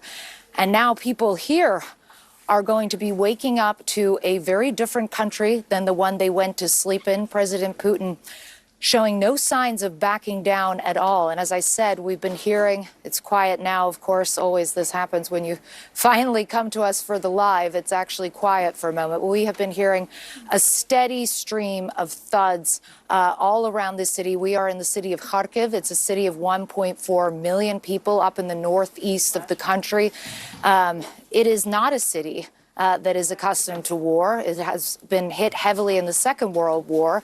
But this is a city full of young professionals. And up until a few days ago, nobody would have believed that this was actually going to happen. And yet here we are after 5 o'clock in the morning, witnessing the beginnings of what promises to be a very ugly war. Yeah. Clarissa, I want you to stay with us, you and Matthew Chance. And for those of us who are just joining us, I'm sure many are tuning in. Many more are tuning in now. You're live watching CNN. What has happened just moments ago, there was a speech by the Russian President Vladimir Putin saying that he was sending a special military operation to protect Donbass. And moments after that, blasts were heard, where Matthew Chance is now in the city of Kyiv. Clarissa Ward also hearing steady blasts in Kharkiv or Kharkiv. Kharkiv is how she is pronouncing it there. And that had just happened moments ago. Clarissa, before I get back to Matthew, Matthew said that he had not heard anything, any blast, this is the first time that he's hearing, even with the operation that had been happening for years in Ukraine. He had never heard anything like it. Does that Is that the same for you? Absolutely. I mean, we're used to, being on the front lines, covering the crisis and the war that's been going on here for 8 years. You heard artillery, you would hear gunfire, grenades, mortars, things of that nature. But what we have been hearing rumbling across these skies for the last 5 to 10 minutes is something of a very different nature. And I think that's borne out when you look at the buildup on the Russian side and you see the amount of weaponry and hardware and troops. This is clearly an operation on a much larger scale than anything Ukraine has witnessed in 8 years of this war. And what's just so striking is that the mayor of Kharkiv yesterday had put out a tweet basically telling people, continue about your daily business, stay calm, stay unified. The city services are still working. You should still go to work. And less than 24 hours later, here we are, the beginning of a major military operation. I would like to say that there are bomb shelters in this city, one that's not too far away from here. But so far, there's no sense that there's any way of telegraphing to ordinary people that this has begun or of giving them any sense of how they should behave, where they should go, what they should do. There has been a state of emergency declared across the country. But when we were coming into this city, hours ago, we saw a couple of checkpoints to go in and to go out, but that was about it. And so you definitely don't have the sense here that people are really properly prepared for this moment, Victor. All right, it's done. Stand by. I want you to stand by. I'm going to get back to Matthew Chance. Matthew, joining us now. Matthew, you put on your gear. I'm glad that you're okay. Clarissa said that they heard a steady stream of explosions where she is in Kharkiv. And now we heard live what was happening to you in Kyiv. Any explosions? Well, actually, since we last spoke, it's gone quiet again. But we did hear that flurry of explosions, maybe 7 or 8 different distinct explosions, but they seem quite distant away. I mean, it's when you come under artillery fire or you hear explosions close up, you can really tell how close they are. And these seem like quite a distance away. You could hear them in the distance. Still in Kiev, obviously, it's a big city, and we've got this good panorama across the city here now. And it's not quite clear, and I've been speaking to our security advisors here, it's not clear what may have been targeted, but obviously this is the capital of Ukraine. The defense ministry is here, the foreign ministry building is right behind us here, government buildings, command and control centers are here. And of course, there are also units of the Ukrainian military on the outskirts of the Ukrainian capital as well, which are positioned obviously to defend the city from any kind of ground invasion. The reason I raise that is because one of the elements of the US intelligence has been passed on to the Ukrainians, according to the Ukrainian officials that I've spoken to, is that the Russian attack, which has been, which was talked about by this intelligence, which now seems to be sort of coming to fruition, involved not just airstrikes, but also an element of ground attack as well, ground skirmishes that it was described to me. Sort of both in Kiev and in other cities as well. And so, look, I mean, we don't know. It's difficult to explain at this point, being so distant from where these things are happening. But clearly something is happening now, and that is very different from what was happening just a few minutes ago. And we've mentioned this already, but it is remarkable that this happened within seconds, really, or within a minute or two of Vladimir Putin finishing that dramatic, unexpected speech that he made on Russian media, saying that he'd started a special operation inside Donbass, and again calling on the Ukrainian military to surrender their arms, and saying that any bloodshed as a result of this war that appears now to have been launched, any bloodshed for that would be on the hands of the Ukrainian government. Now, I haven't had any reaction yet from Ukrainian officials, but they will be watching this, and I will get reaction. But they've obviously condemned it already, or condemned the build-up of forces that have led to this, and have welcomed the sanctions that have been placed on Russia as a result of its recognition a couple of days ago of those rebel republics in the east of the country. And they've called for more sanctions to be placed on Russia, more tougher sanctions that they hope will deter Vladimir Putin from going any further. And I can only imagine, I could predict that those calls are going to get louder and louder as these as this continues. Another big explosion right there. I don't know whether you heard that. Where did that come from? Yeah, we're going to move to the other camera. We can move to the other camera if you like. But at the moment, we've got another camera set up just a short distance away, which gives us a better panorama of the city. Can you walk move there to in a moment, now, if you like. Matthew? Or yeah. Is it? Can we walk there now, Lewis? Is it live now? It's a different camera. They're going to have to change paths. Okay. No, we can't. Okay. We can't basically. Okay, do that's that. fine. So Matthew, listen. It's a different path. If you will continue, it's already set up. If you're going to continue to talk, and they can set it up, or you tell me what you need. If you need to get to safety, if you want to go to the other camera. Okay. We still have Clarissa Ward. You set correct? up the camera. It's already set up. Okay. It's just going to go handheld. I've got the mic here. Okay. Yeah. Okay. Yeah. So listen, Okay, this is well- all happening live. So and we want to be very transparent about what's happening. Matthew Chance is live for us in Kyiv. At the moment we went live with him just a moment ago, about 10:07, 5:07 in Ukraine, in Kyiv, a series of explosions could be heard as he was giving his live report. He put on his flak jacket, also his helmet, his headgear, and then continued to report. We want to make sure that he is safe. He is now moving to another camera that will give us a better perspective of what is happening there behind him in the city of Kyiv. Meantime, in Kharkiv, where our Clarissa Ward is joining us this evening, also a series of explosions that she is hearing as well, Clarissa. Now, Matthew just heard an explosion there. Are you still witnessing anything now? So it's been quiet now for a few minutes, although I will say our colleague Fred Pleiken, who is on the Russian side of the border, reports that he is hearing a lot of outgoing artillery fire. Not sure exactly where that might be landing, but clearly we are on the brink or in the midst now of something truly significant, and something that I think many people here never really actually believed was going to happen. But when you heard President Putin's words there, and they were so chilling as he told Ukrainians to lay down their arms, as he said that any responsibility for any bloodshed would lie with the Ukrainian regime.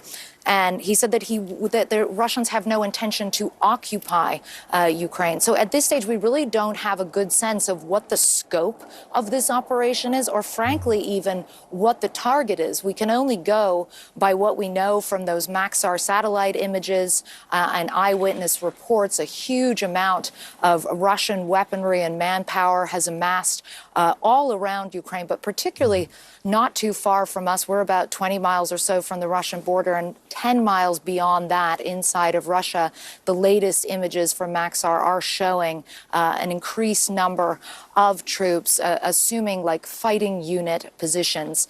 And so the question now becomes, how do the people of Kharkiv prepare for this?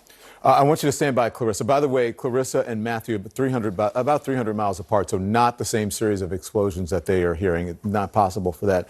But I want to get to Frederick Pleiken, as Clarissa just mentioned. Frederick is north of Kharkiv. And Frederick, I understand that you're hearing artillery fire. Can you confirm that, please?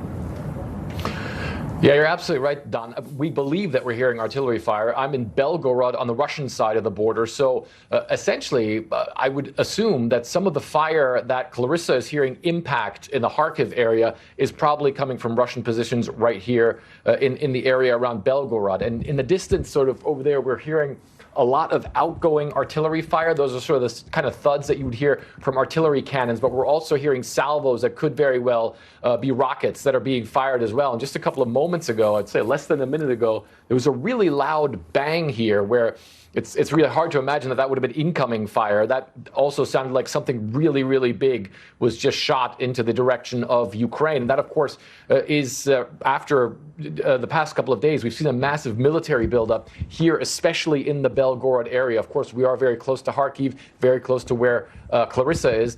And as we've been coming in here, we've also been seeing that military activity by the Russians. We drove in here, and all the military trucks that were driving around there, they all had their license plates turned around, seemingly trying to mask their movements, maybe also trying to mask people trying to see what units those trucks were with. So there has been a big military buildup, and we can still sort of hear in the distance that steady stream of what sounds like artillery at work, what sounds like cannons being fired here.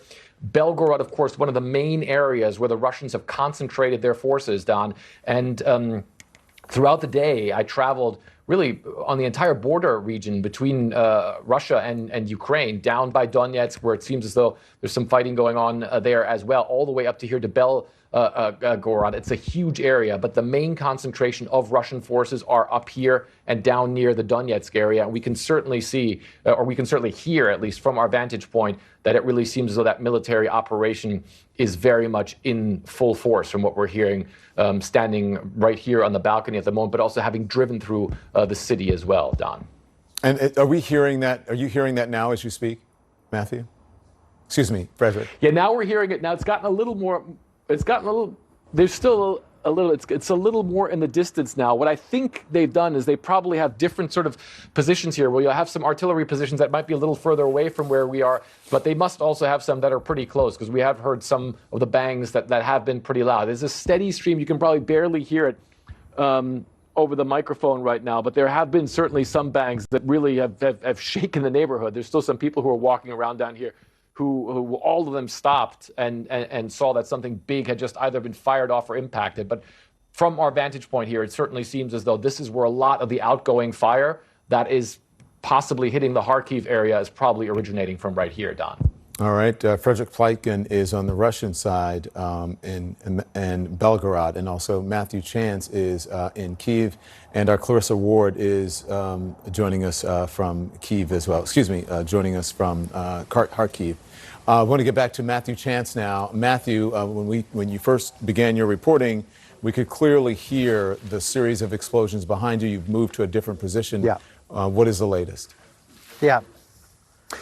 Well, I mean, I've simply moved to this different position, Don, because it gives us a much broader panorama of this city. It's dark, of course. It is, nearly 5:25 in the morning here. The sunrise is about an hour from now. But we are hearing these rumbles, these blasts coming from this general direction. This general direction is to the east. And I've been told by sort of our security advisors here that's the direction of the airport, right over there. That's where the main international airport is for Kiev, the Ukrainian capital, and that's where we heard the most recent explosion take place. Now, we don't know whether the airport was targeted or not. We haven't got that kind of information yet. But there are surface-to-air missile sites around that airport as well to provide, again, one of the defensive perimeter, things that are put around the Ukrainian capital to provide some defenses. So it's possible they could have been targeted. At this point, you get into speculation about what could be the purpose of attacking, the Ukrainian main airport in the Ukrainian capital. I mean, is it because they want to, secure it with ground forces and put in, airborne troops in there? That's one possibility. But then that would imply that there's going to be a much broader sort of attack or invasion of Kiev and of Ukraine than was implied by Vladimir Putin. But if this is just the beginning, of course, if you can just remind our viewers, if this is going to continue, this is just the beginning. Ahead, so I would imagine that you will be witnessing a lot more of what you've witnessed earlier. Matthew, stand by, be safe. We're going to get back to you. I want to get now to the White House, where Caitlin Collins has some breaking news now, and the president is responding. What do you have, Caitlin? Well, Don, this is what the White House had feared, and we do just have the first statement from President Biden on this tonight. It's important, so I'm going to read it to you in full. President Biden says the prayers of the entire world are with the people of Ukraine tonight as they suffer an unprovoked and unjustified attack by Russian military forces. President Putin has chosen a premeditated war that will bring a catastrophic loss of life and human suffering. He says Russia alone is responsible for the death and destruction this attack will bring, and the United States and its allies and partners will respond in a united and decisive way. The world will hold Russia accountable. Don, he adds, I will be monitoring the situation from the White House this evening and will continue to get regular updates from my national security team. He says tomorrow I will meet with my G7 counterparts in the morning. That's going to be virtual.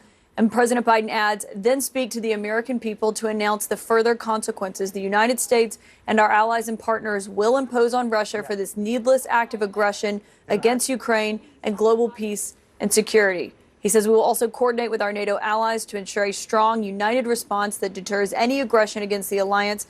And Don, most importantly, he says tonight, Jill and I are praying for the brave and proud people of Ukraine. So it's the first statement from President Biden since this happened, since that announcement from President Putin, that chilling announcement. He says he will speak tomorrow after he meets with those G7 leaders virtually to talk about what the response is going to be from the United States for these actions by President Putin. And all of this happening within just the last few minutes, Caitlin, very quickly after Vladimir Putin gave that speech about this special military operation that he is sending in. And then what we've heard explosions happening in Ukraine and on the Russian side of the border as well. Stand by. I want to get to Clarissa Ward now, who is joining us again live. Clarissa also hearing those explosions from her location. What are you hearing now, Clarissa? Well, it's been a little bit quieter now, Don. I heard something, but quite far away in the distance. But that first initial period of I'd say roughly 5 to 10 minutes after President Putin effectively declared this war, you heard a very steady stream of explosions.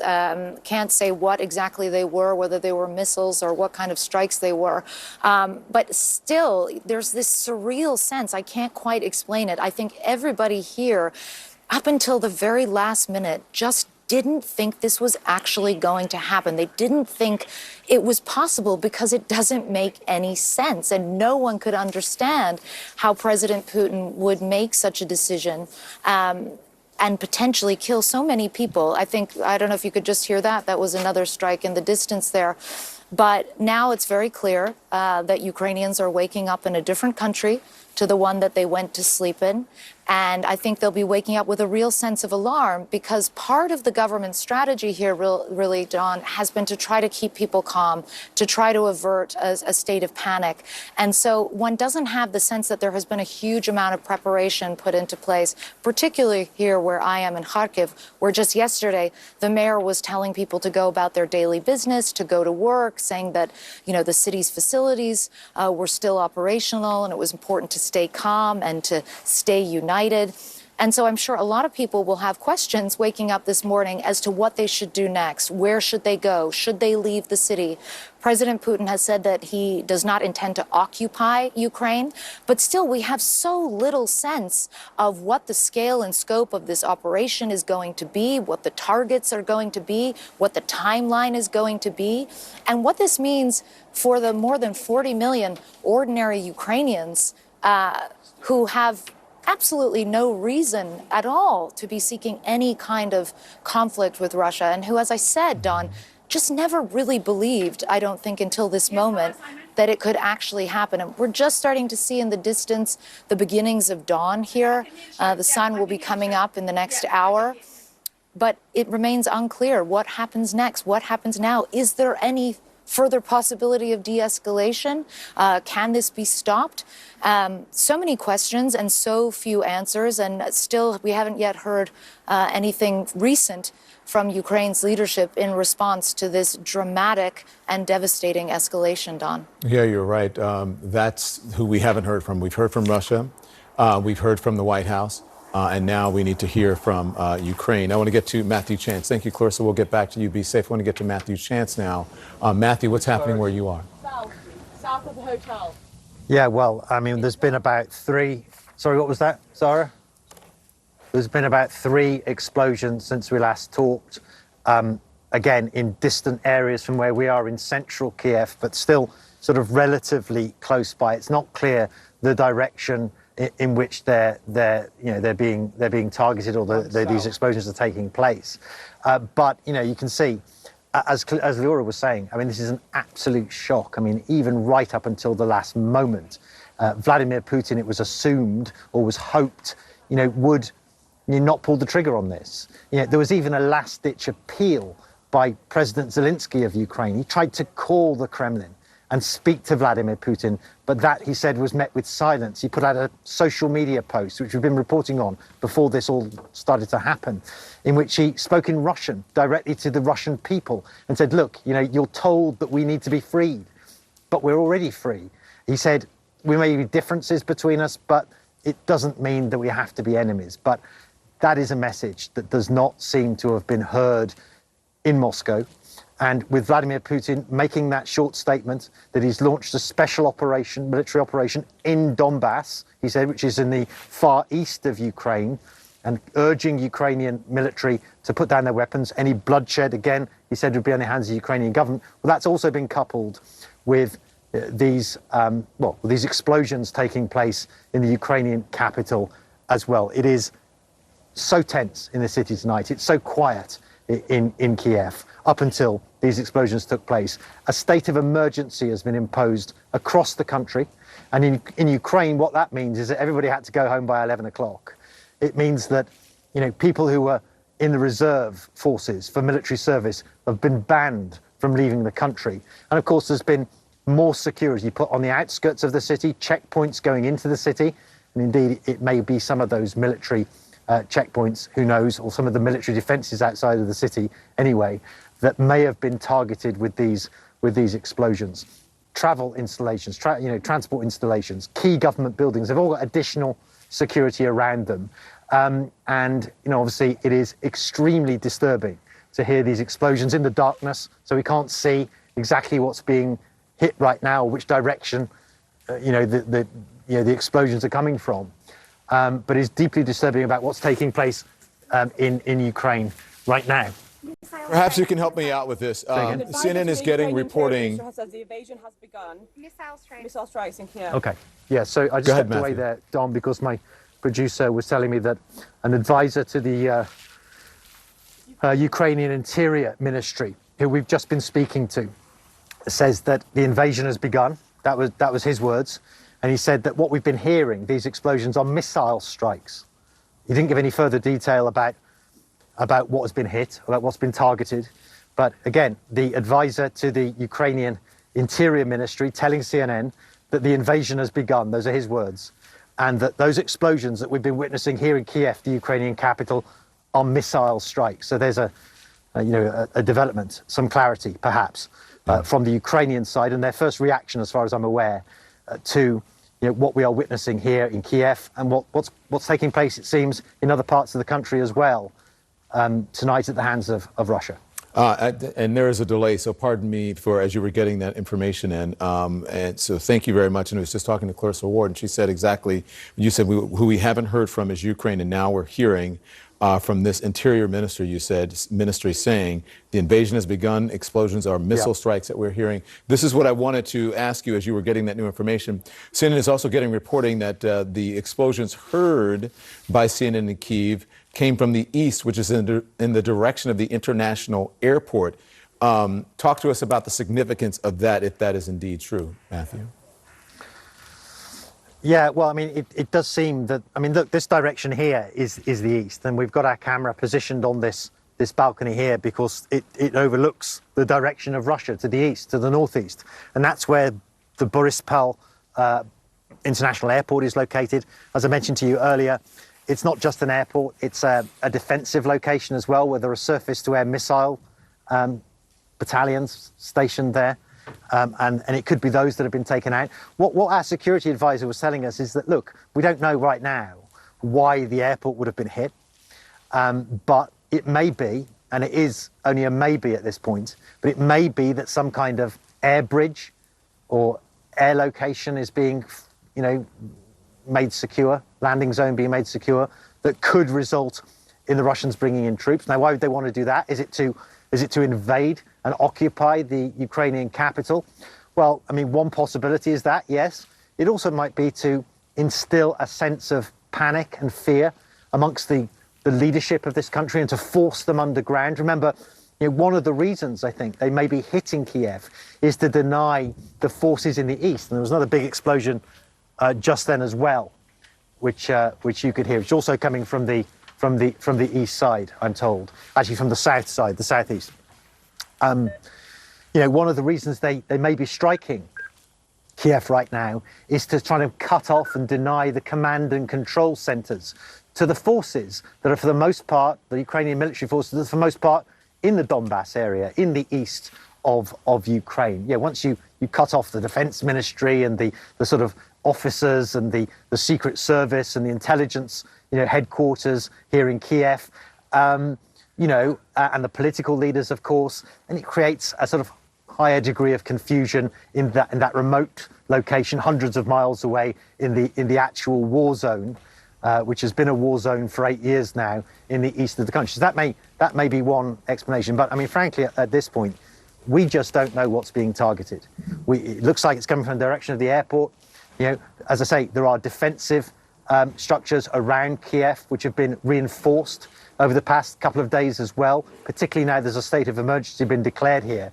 And it could well be those that are being targeted. We're going to get some more clarity on this as the night proceeds and as the daytime breaks, of course. But Matthew, at the moment, all we've got. Why don't you stand by for a bit, and I just want to update our viewers. I just want to update our viewers, and we'll get back to you. We have plenty of time to talk about it. I just want to, because as this is happening, more people tend to tune in, and I just want to make sure that people know what's happening. You've been watching our Matthew Chance. He is in Kyiv, giving a report just a short time ago at the top of the hour, and he heard explosions there. Not exactly sure what it was, but now Matthew is saying he's hearing from the Ukrainian Interior Ministry saying that the invasion has begun, and also saying that the explosions are missile strikes. Our Clarissa Ward is in Kharkiv, also hearing explosions, both on the Ukrainian side of the border, and also our Frederick Pleitgen is joining us from the Russian side of the border, and he is hearing explosions there as well. He is also hearing that it is artillery fire. So it is believed that, according to the Interior Ministry, that this invasion has begun. The President of the United States, Joe Biden, releasing a statement blasting Russia and President Vladimir Putin, saying it was an unprovoked and unnecessary invasion. And we're also getting reports from CNN teams who are all over Ukraine and also Russia, and they're hearing these explosions. If they're close to the border, they're hearing these explosions coming from the Ukrainian side of the border. So that is where we are right now. We'll continue our reporting with Matthew Chance, who is getting the very latest information. Matthew, back to you now. Matthew, Matthew, who is on that terrace and getting information from his producers. Matthew, what do you have? Accurate air-to-ground targeting. I got it. Okay, Don, are you hearing me all right? Stand by, Matthew. I want to get to the Russian ambassador speaking at the UN. We'll get back to Matthew. Let's listen. Okay. Focused on weakening Russia and promoting the bloc from NATO to the borders. For us, these people are women, children, the elderly, who for 8 years have been cowering from Ukraine's shelling and provocations. For us, these are Ukraine people and not the Maidan authorities. This is the difference in our approaches. If you do not change the geopolitical lens, you will never understand us. Then, those on whose behalf this decision I mentioned was made, who not even thought about for these 8 years, simply calling them pro-Russian separatists and terrorists. Those people are the most important for us. I'd like to say once again that the root of today's crisis around Ukraine is the actions of Ukraine itself, who for many years was sabotaging its obligations under the Minsk package of measures. Last week, even, there was a hope that Kiev would rethink and nevertheless implement what it signed up to do in 2015. For this, first and foremost, they needed direct dialogue with Donetsk and Lugansk. However, further confirmation that Ukraine is not ready for this type of dialogue and steps to grant Donbass special status as set forth in the Minsk agreements, while with the support of this position from Western backers, finally convinced us that we simply cannot force those living in the Donbass to suffer more. Inasmuch as I already said, the Ukrainian provocation against those in Donbass not only has not stopped, but has intensified. The leaders of the LPR and the DPR turned to us with a request to provide military support in line with bilateral cooperation agreements as agreed at the same time as there were recognition. This is a logical step, which is a consequence of the actions of the Ukrainian regime. During this meeting... So that is the Russian ambassador obviously defending their interaction. You see the Ukrainian ambassador sitting there with his hand, his head sort of in his hand, in disbelief, as everyone else except for Russia feels the same sentiment. He is all of us, as we say. We'll get back to our correspondents in Russia and also Ukraine. You're watching CNN.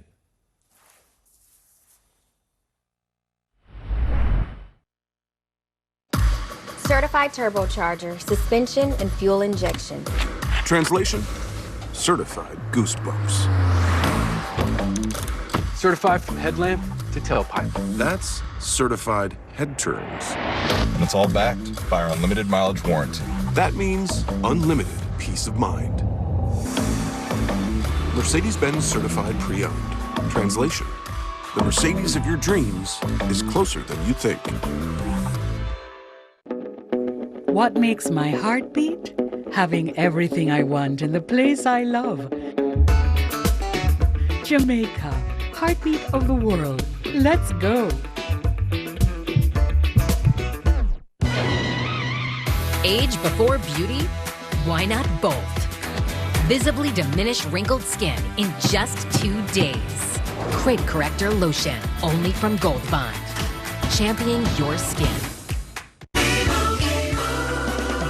Doug. And it's easy to customize your insurance at libertymutual.com, so you only pay for what you need. Isn't that right, Limu? Limu? Limu? Sorry, one sec. Yeah.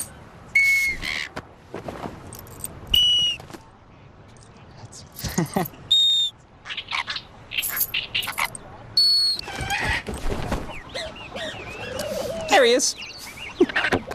Only pay for what you need. Liberty, liberty, liberty, liberty. I've traveled every road in this here land. I've been everywhere, man. I've been everywhere, man. Across the deserts bare, man. I breathed the mountain air, man. Of travel I've had my share, man. I've been everywhere.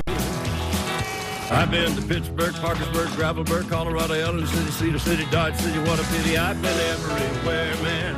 I've been everywhere, man. I've been everywhere. It's true. Everyone gets a free new Samsung Galaxy S22 with a Galaxy trade-in. Any year, any condition. Really? Even if my old phone looks like this? Dude, why? How could you? It's okay, people. I've trained for this. It's not complicated. Everyone gets a free new Samsung Galaxy S22 with the Galaxy trade-in. Any year, any condition. Are you ready to start a great career? Safelite is now hiring. You will love your job. There's room to grow. And lots of opportunities. So what are you waiting for? Apply now and make a difference. Safelite repair, Safelite replace. Man, I love that song. Can we go back? Are you paying? With Brooklinen, your staycation starts now. Long-lasting, comfortable, and delivered right to your door. Currently on sale at brooklinen.com. King C. Gillette is a complete lineup of tools and facial hair care products. This is the Style Master, designed to style your stubble in one stroke. A pivoting metal head that defines every edge, and 3 comb lengths for added versatility. One tool that helps you choose, change, and master your style. King C. Gillette. And I'm on a roll. Hey, hey, hey, hey.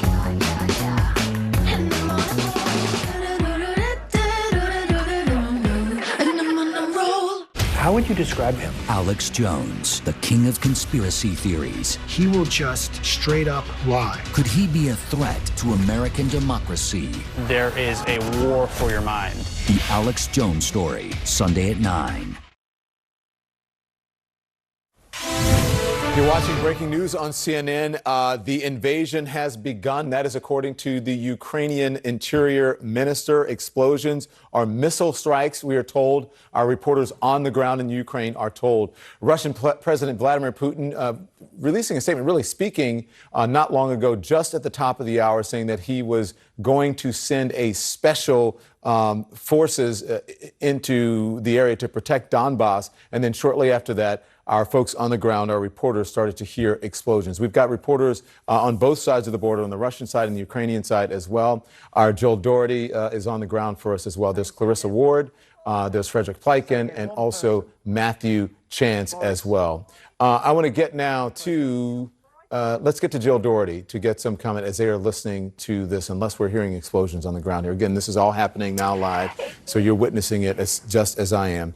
So, Jill, thank you very much for joining us this evening. A lot has happened since we spoke to you at the beginning of the hour. What do you make of these explosions that we're hearing and the Interior Minister saying, or Ministry saying, the invasion has begun? Well, it obviously has. And I think the most interesting and the important part right now is to look at exactly at what President Putin is saying. So what he is saying is he has launched this special operation, this special military operation, to protect the people, he says, in Donbass who've been subjected to genocide, as he puts it, and all sorts of attacks for 8 years. And what he's talking about, and this is kind of a disturbing thing, he wants to demilitarize and denazify Ukraine. Now, that could mean, further afield than simply Donbass. He also says they are going to bring to justice those who committed numerous bloody crimes against civilians, including civilians of the Russian Federation. And then, at the same time, he says, we don't plan to include the occupation of Ukrainian territories. We're not going to impose anything on anyone by force. So what you can make of this is it does appear with those explosions in the capital and some other cities that this goes beyond Donbass. And what do they plan on doing? How will they demilitarize and denazify a country if they don't take it over? There are a lot of questions. And I can tell you also, Don, today, this unfolded like clockwork. You had this denazification all day long on the Russian state media. You had pictures and reports and movies about Nazis, video from World War II, video of neo-Nazis that do exist in Ukraine. Jill, I need to interrupt. I'm sorry. Who said, I want to get to the UN. Pardon my interruption. I want to get to the UN. The Ukrainian minister is speaking now. The Ukrainian ambassador. Anyway, you declare the war. It is the responsibility of this body to stop the war. So I call on every one of you to do everything possible to stop the war. Or should I play the video with your president declaring the war? Thank you very much. Опять я вынужден сказать фразу, что я благодарю представителя Украины за его выступление. На вопросы я отвечать не планирую. Все, что я знаю сегодня, я уже сказал. Будить министра Лаврова Waking up Minister Lavrov at this time is not something I plan to do. You said the information that we have will be something we provide. And this isn't called a war, this is called a special military operation in the Donbass. I now give the floor to the representative of Germany. Mr. President, we meet at the very moment of a military escalation we have not experienced in Europe for over a generation's time. The President of the Russian Federation announced a military operation on Ukrainian territory. We condemn this in the strongest possible terms. And we call upon all members of the Security Council and the United Nations to now stand up for Ukraine and against a shameless... Germany now speaking at the United Nations, as you know, the United Nations going into the evening here. You heard from the Russian ambassador responding to the Ukrainian ambassador. The Ukrainian ambassador saying it is the responsibility of this body to stop the war. In his response, the Russian ambassador saying, we're not calling it a war, this is a special military operation in Donbass. The doublespeak or the misinformation speak that has been coming from Russia, same thing coming from Vladimir Putin, we're hearing it from the ambassador as well. I want to, what preceded these explosions that we're hearing in Ukraine was the Russian President Vladimir Putin giving this speech saying that he was going to send a special military operation to protect Donbass. We'll hear from him, and then we'll get a response from General Wesley Clark on the other side. Here it is. The People's Republic of Lugansk and Donetsk need our help. They've asked for our help with this regard. from the 7th Charter, from the UN Charter of the Territorial Assembly, an agreement on friendship and assistance with the people of Donetsk, the people of Lugansk. A decision has been made of a special military operation. Its aim is to defend the people who for 8 years have put up with terrible humiliation.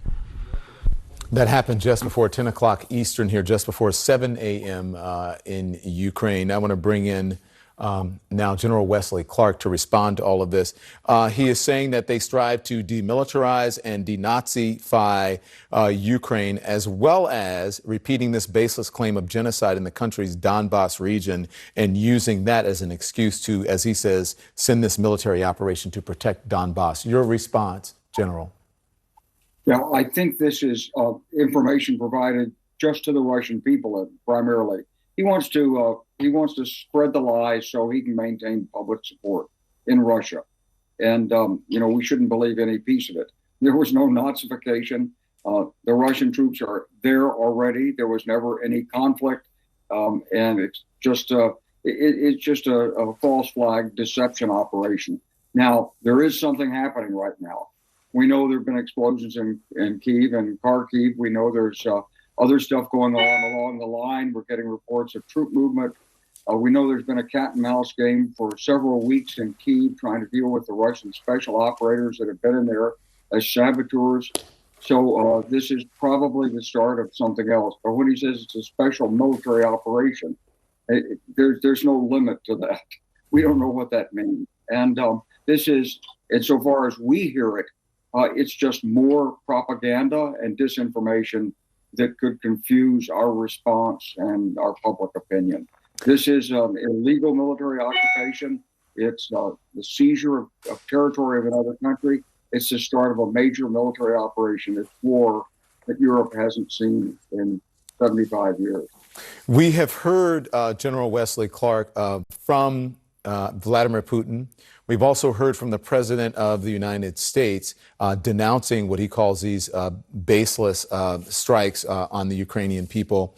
And we're also hearing now from the advisor for the Interior Ministry of Ukraine saying earlier this evening that the invasion has begun. That's a quote. Another quote is missile strikes on Kyiv.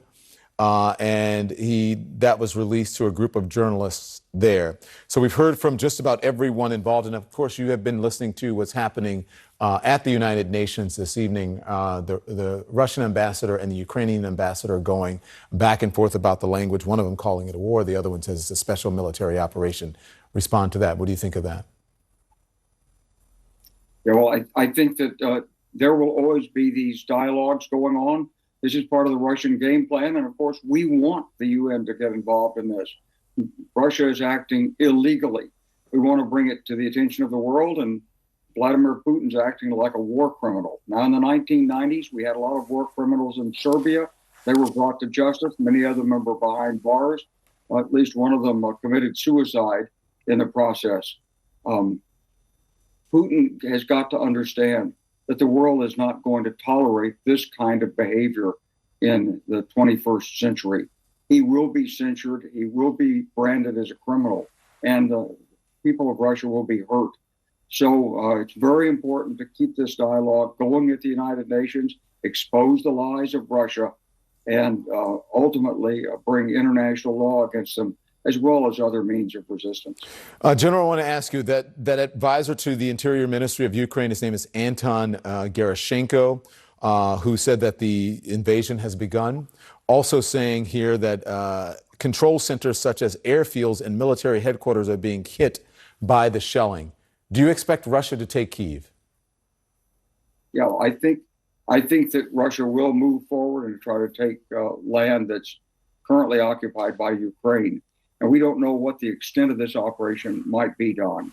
It might be a phased operation in which they try to draw the Ukrainian forces and reserves east to block a breakout from Donbas, and then come in behind them from the north or up from the south with an amphibious assault. We just don't know what the final shape of this is. Or it could be a simultaneous move. We would have expected to see an airstrike, several airstrikes, and some missile attacks and so forth. This has started rather cautiously, at least as far as we can tell from the information that's publicly available. I have heard offline that there is fighting along the line of contact around Mariupol, that there's action there, but we don't have any official reports of that at this time. And so we don't really understand the extent of it. But we do know that this is the way it would begin. We always expected it to begin with the cyber attack and with the special sabotage and so forth, including in places like Kyiv and Kharkiv. All right, thank you, General. We'll get back to you. And if you're just joining us, you can see on your screen now what is happening. The military operation has begun. The invasion, according to the Ukrainian Interior Minister, has begun. CNN has you covered. We are on both sides of the border, on the Russian side and the Ukrainian side. Our Clarissa Ward is in Kharkiv. Our Frederick Pleiken is joining us from Belgrade. And also Matthew Chance is in Kyiv this evening. All of them hearing explosions. Our Jim Sciutto is going to join us in just a moment. And we have Jill Doherty, who's in Moscow. So the worldwide reach of CNN is with you right now. And we've got our Caitlin Collins at the White House. We're going to take a very quick break. We'll keep a close eye on what's happening in Ukraine. Join us back after the break in a moment.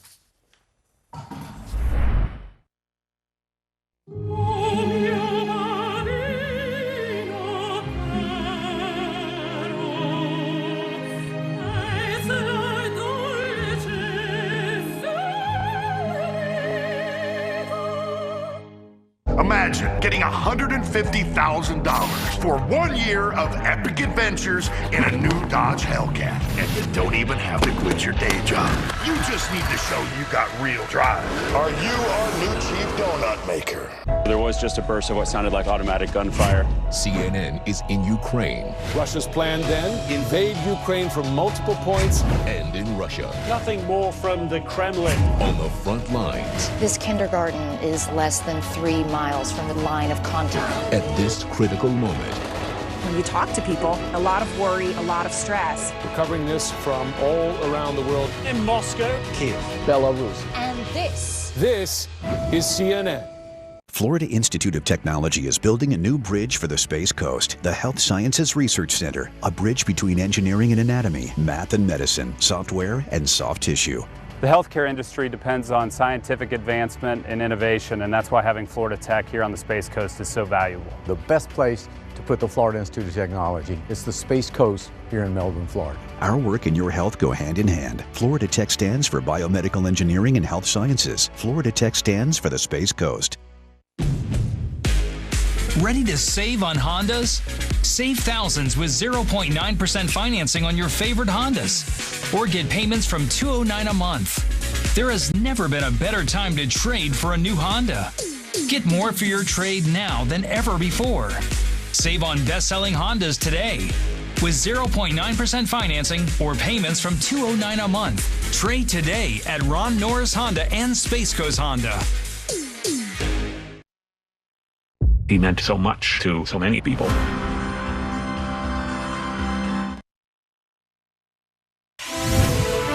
Welcome back, everyone. This is our breaking news. The President of the United States, Joe Biden, condemning what he calls an unprovoked and unjustified attack by Russian military forces on Ukraine. The president putting out a statement just a short time ago, and I'm going to quote him here. He's saying that President Putin has chosen a premeditated war that will bring a catastrophic loss of life and human suffering.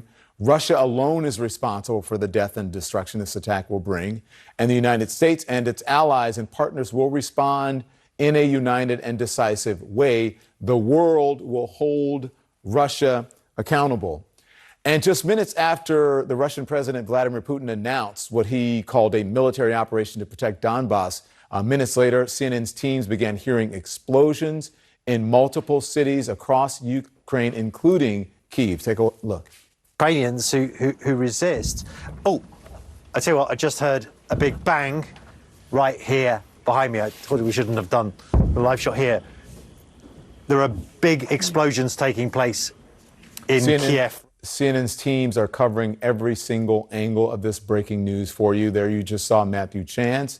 He is in Kyiv. Clarissa Ward is in Kharkiv. Caitlin Collins joins us from the White House. Our Jill Doherty is in Moscow. Frederick Pleitgen is in Belgorod, the Belgorod region of Russia. And Jim Sciutto joins us from Lviv in Ukraine. Hello to all of you. Jim, I'm going to start with you. I understand you have some new reporting tonight about what the U.S. is saying. What do you know? That's right, Don. According to the early U.S. intelligence assessments of what we're seeing and witnessing now in Ukraine, that the headline that the invasion has begun, that these attacks we're seeing are part of that invasion plan by Russia. The explosions in Kyiv, the capital, and Odessa in the south, according to the early assessments, are likely missile attacks. The explosions seen and observed by our teams there at Kharkiv in the northeast of the country, more likely to be artillery. That makes sense, given Kharkiv's close distance from the Russian border there, would be within artillery range. Odessa further afield, as is the capital, Kyiv. Again, that's the early U.S. intelligence assessments. We should note, as we've been reporting for a number of weeks, it has been the U.S. view that the Russian battle plan would begin with what has sometimes been referred to as a shock and awe campaign, but would begin with an aerial element, missiles, artillery, the possibility at least of aerial bombardment. We reported just a few days ago that some 500 Russian fighters and fighter bombers have been deployed within range of Ukraine. A good percentage of Russians, medium to heavy bombers as well. But big picture, that the U.S. military believes Russia is now enacting its comprehensive battle plan, and that those explosions that we are seeing in those cities are part of that Russian invasion. Jim, I want you to stand by. I want to get now to CNN's Nick Payton-Walsh, who is joining us now. He is in Odessa. Nick, Jim mentioned the explosions and what you're hearing in Odessa. Talk to us. What's going on? Yeah, Don, I mean, you're getting the sun rising slightly here, and we heard in the last half an hour, I would say probably a total of 3 or 4 blasts, relatively distant compared to the central part of Odessa that I'm in. There's the port just over here as well. And so it was quite hard to assess exactly what those booms may have been targeting because of the distance they were at. 2, I think, woke me about 20 minutes ago.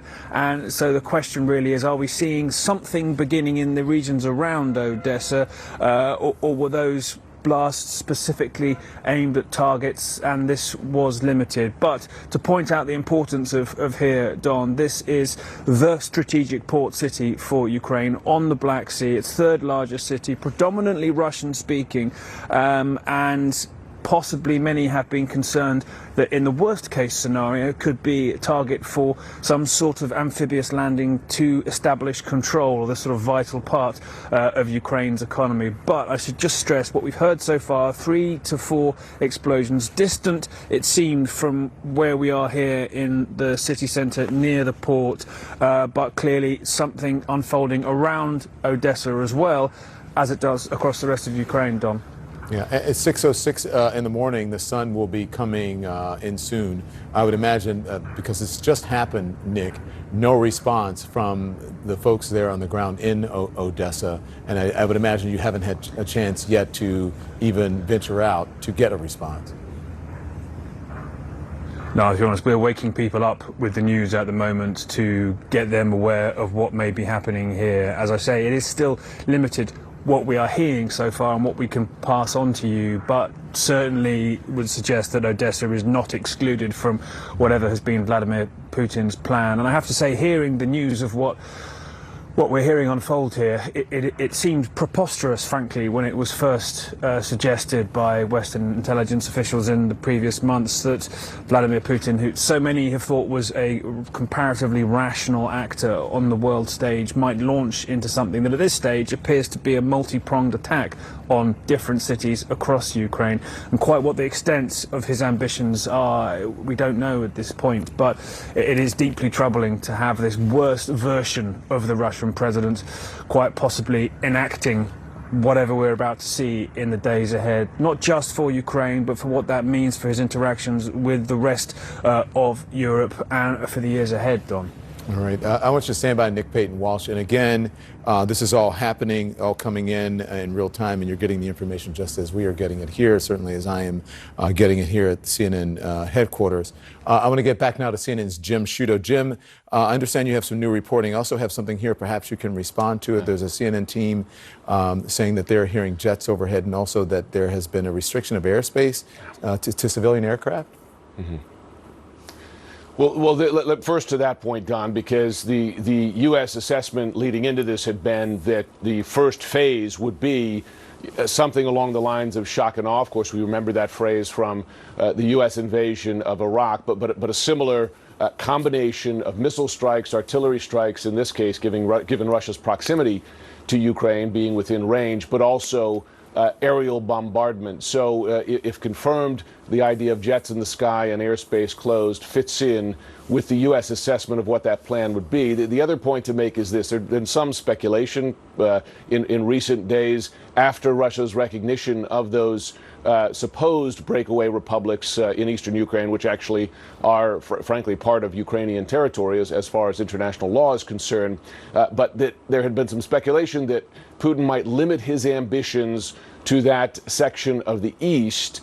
The U.S. assessment had been that his plans extended far beyond that. And what we're seeing tonight, early on, again, we should state, because things are moving in the moment, but what we're seeing early on is that the plan extends beyond the east. When you're targeting cities, including the capital, Kyiv, Odessa, really in the central southern part of the country, and Kharkiv, by the way, which is outside of those, again, quote-unquote, breakaway republics, that is an attack on really all of Ukraine, right? Not just the portions of Ukraine that Putin claims to be independent territory now.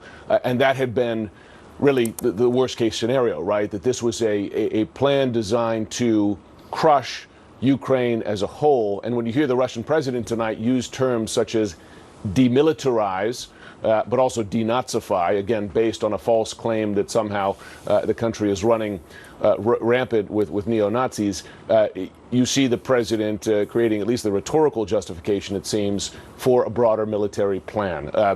I've been covering this since going back to November when I got the first warnings that this was what Russia was preparing for. When I first heard those assessments, it was eye-opening. You had to question, would the Russian president go that far? Tonight we're seeing that perhaps he is. Yeah. Jim Sciutto, I want you to stand by. Jim Sciutto joining us from Lviv, where he has been reporting from this on this. I just want to get to tell folks what's happening here. We're getting reports of explosions from our folks on the ground in several different cities in Ukraine, and also from our Frederick Pleitgen, who is on the Russian side of the border in the Belgorod region. I also want to get to CNN's Matthew Chance, because Jim Sciutto mentioned what's happening in Kyiv, and we should say near Kyiv, because their reports are not confirming that these explosions that we're hearing are necessarily in Kyiv, but near Kyiv. Also getting information, Matthew, that perhaps you can respond to. I told Jim Sciutto about the jets being heard overhead. He talked about that, and that Ukraine has restricted airspace to civilian aircraft. But also Ukraine's foreign minister tweeting out just moments ago that Putin has just launched a full-scale invasion of Ukraine. Peaceful Ukrainian cities are under strikes. This is a war of aggression. Ukraine will defend itself and will win. The world can and must stop Putin. The time to act is now. Ukraine is still defiant. Absolutely. And that message from Dmytro Kuleba, the foreign minister of this country, is frankly, it's the words that we've been hearing from them for many months now when it comes to the threat that Russia poses, calling for concerted international action to stop Vladimir Putin in his tracks. They wanted sanctions to be imposed, before this happened, in order to prevent Putin from launching this kind of attack. And they wanted more weaponry so that they could defend themselves from this kind of attack. They didn't get as much as they wanted. They didn't get the sanctions before this. And so now I think those calls for more sanctions and more weaponry, though, are going to be heard much more clearly by the United States and by the international community.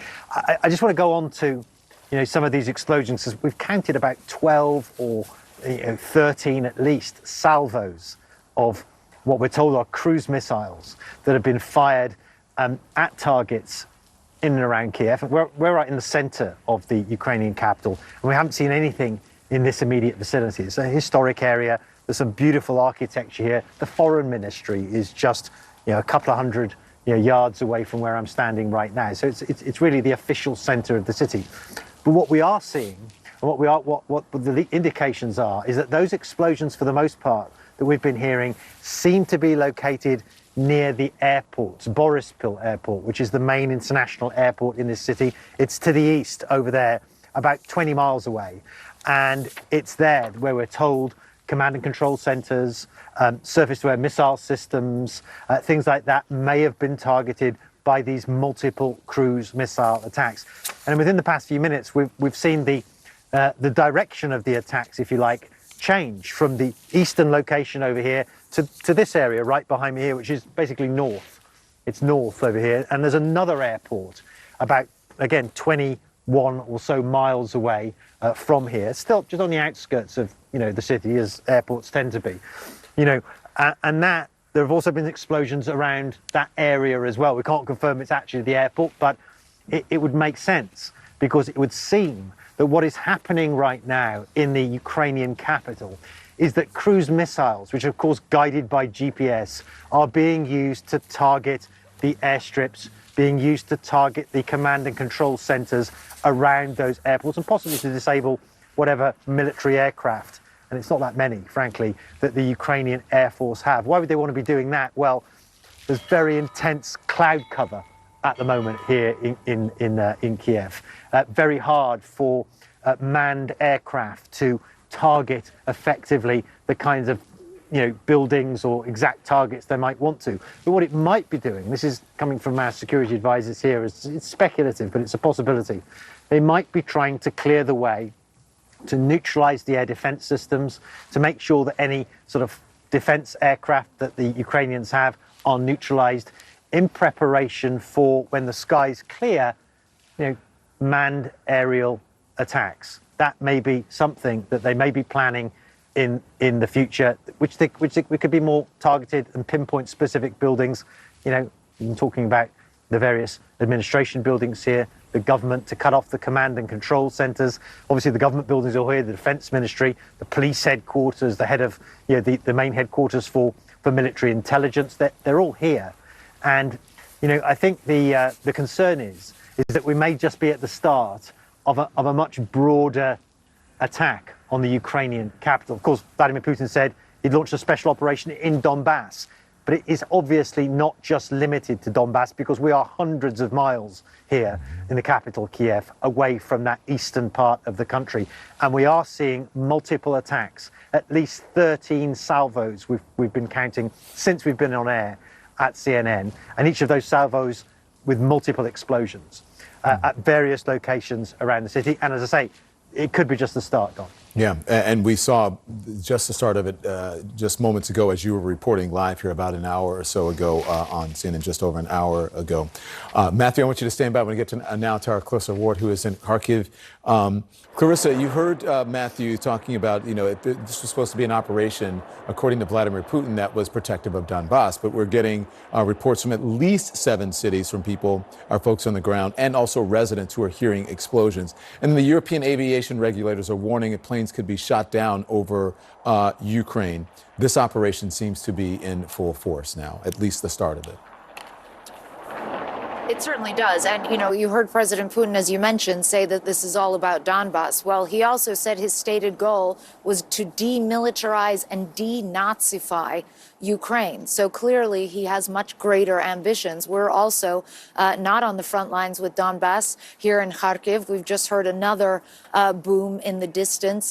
There was a steady stream for a couple of minutes after President Putin made his announcement. And since then, we've heard sporadic, what sounds like indirect fire coming from the north. We also saw a surveillance jet up above at one stage, and we've heard a couple more booms just in the last 10 minutes or so. So this is clearly just the beginning. The question is, what is it the beginning of? And the reality is nobody really seems to know yet. And certainly here on the ground, as people are waking up, they're waking up to a very different country and a very frightening reality. And there isn't a clear sense of what people here in the city of Kharkiv, 1.4 million people, are supposed to do. Are they supposed to evacuate? Because this city is actually uniquely vulnerable. You have a huge buildup of Russian forces just on the other side of the border. You've heard our Fred Pleiken, who's been reporting from there, hearing a sort of steady stream of outgoing artillery. And we know that troops have continued to mass along with heavy weaponry and armor. So the question is, do we start to see some kind of a ground invasion? Is this a sort of prelude to that as they go about softening military targets? An Interior Ministry advisor told CNN that they believe the strikes here that we've been hearing around Kharkiv are military targets. We don't know exactly what they are yet. I assume we'll get a better sense now that the day is beginning as to what the targets were. But there are real questions now as to what to do with the people who live here, because this could quite quickly become isolated or cut off if indeed we do start to see a more forceful incursion coming in involving Russian ground forces as well as cruise missiles and indirect fire.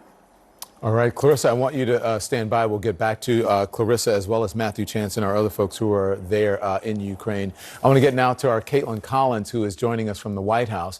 Caitlin, the president releasing a statement. I understand you have some new reporting, but releasing a statement just a short time ago, and I quote here, President Putin has chosen a premeditated war that will bring a catastrophic loss of life and human suffering. Russia alone is responsible for the death and destruction this attack will bring, and the United States and its allies and partners will respond in a united and decisive way. The world will hold Russia accountable. Caitlin, at the White House, what more do you have for us? Yeah, and when it says holding Russia accountable, we will hear from President Biden on this tomorrow. He said he'll make those announcements for what exactly they are going to do. My colleague Phil Mattingly is reporting that tomorrow afternoon we should expect President Biden to come out and announce those full sanctions that he has been talking about for weeks now, saying that they would have those ready to go if you saw what we are seeing tonight and what our colleagues are reporting tonight that's happening inside Ukraine. And so we don't have all of the specifics of exactly what those sanctions are going to look like. We know that the president, his team have called them severe and said that they will be swiftly imposed on Russia. So we should expect President Biden to detail that tomorrow.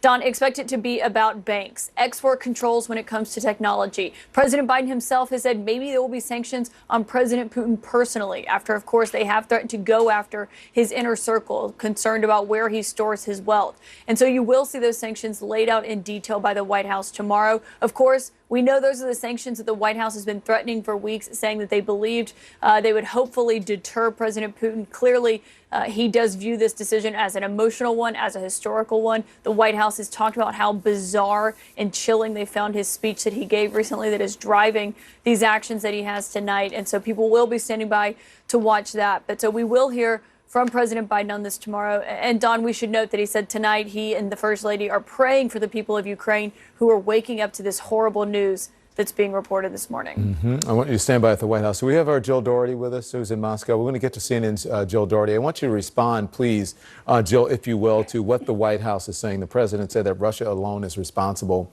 for this bloodshed. And you heard Caitlin say they were hoping that these sanctions would be a deterrent. Obviously, they are not. At this point, we are beyond sanctions being a deterrent. Can you hear me, Jill?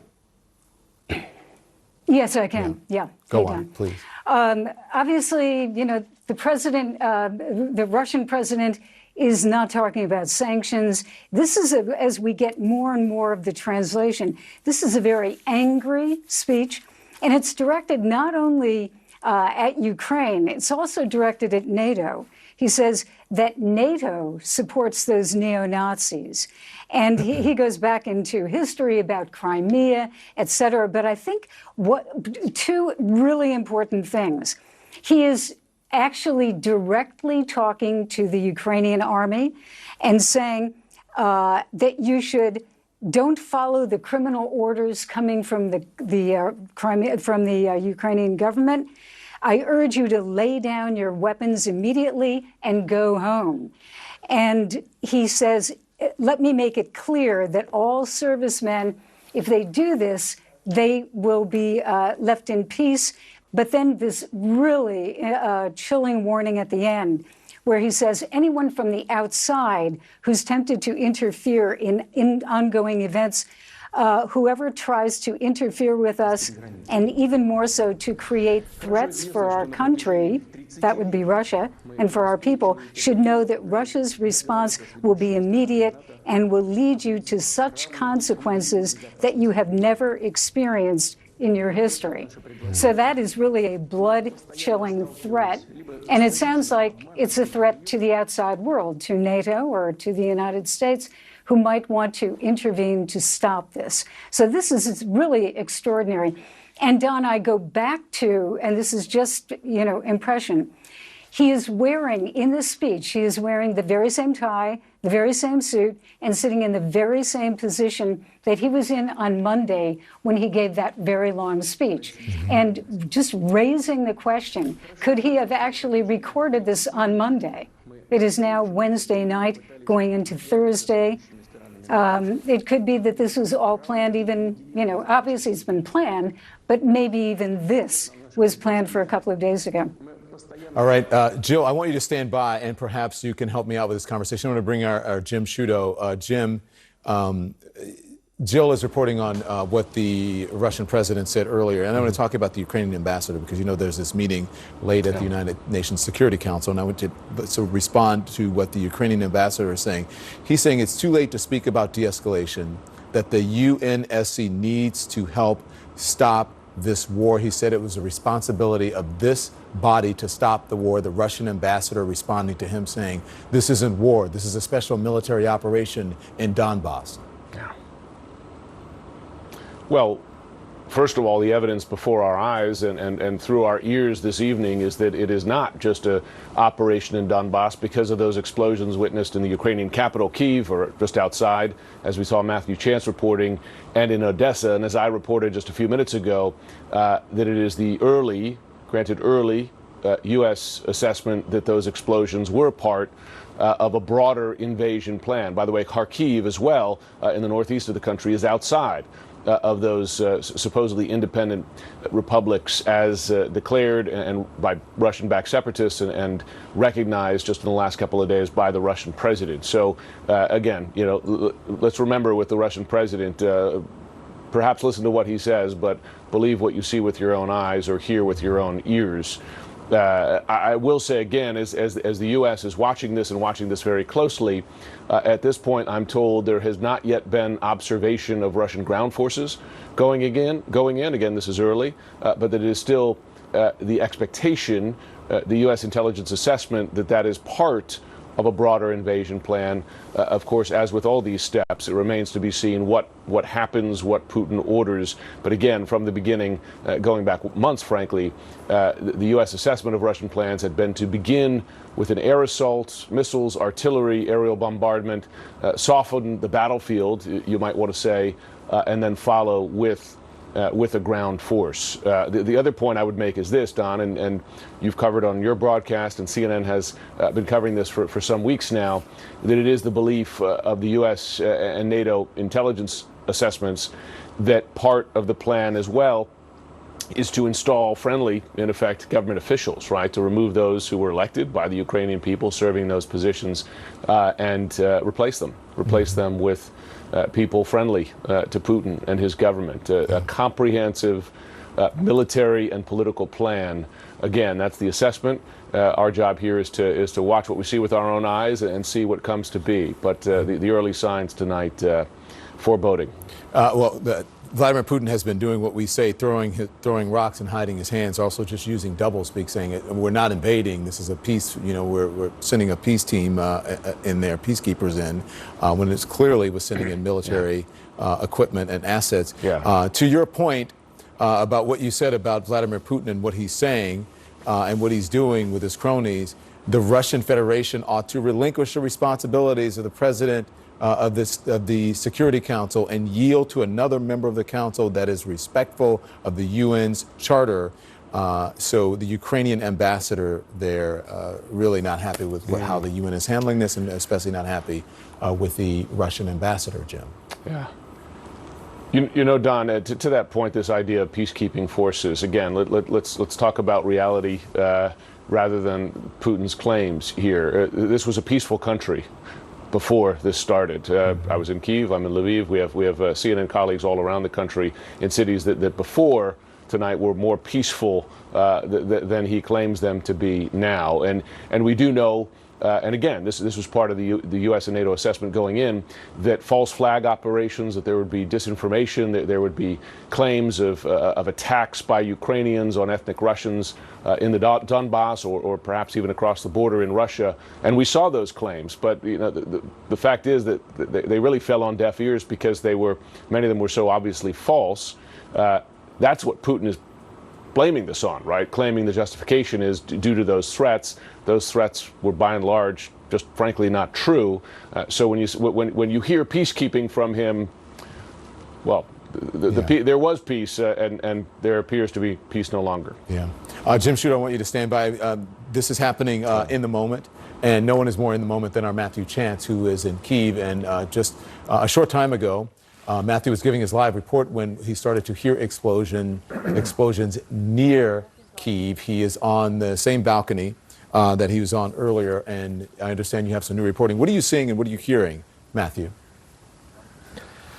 Yeah, I mean, I have to say, Don, it's been pretty noisy here for the past, half an hour or so. We've been hearing more, volleys of explosions, this time coming from the north of the city, which is in this direction. Now it's getting a bit lighter, so we can get a bit more visibility on what's going on. About 20 miles from here, towards the north, there is a military air base called the Vasilkiv Air Base, and it's where fighter jets and interceptor jets of the Ukrainian military are based.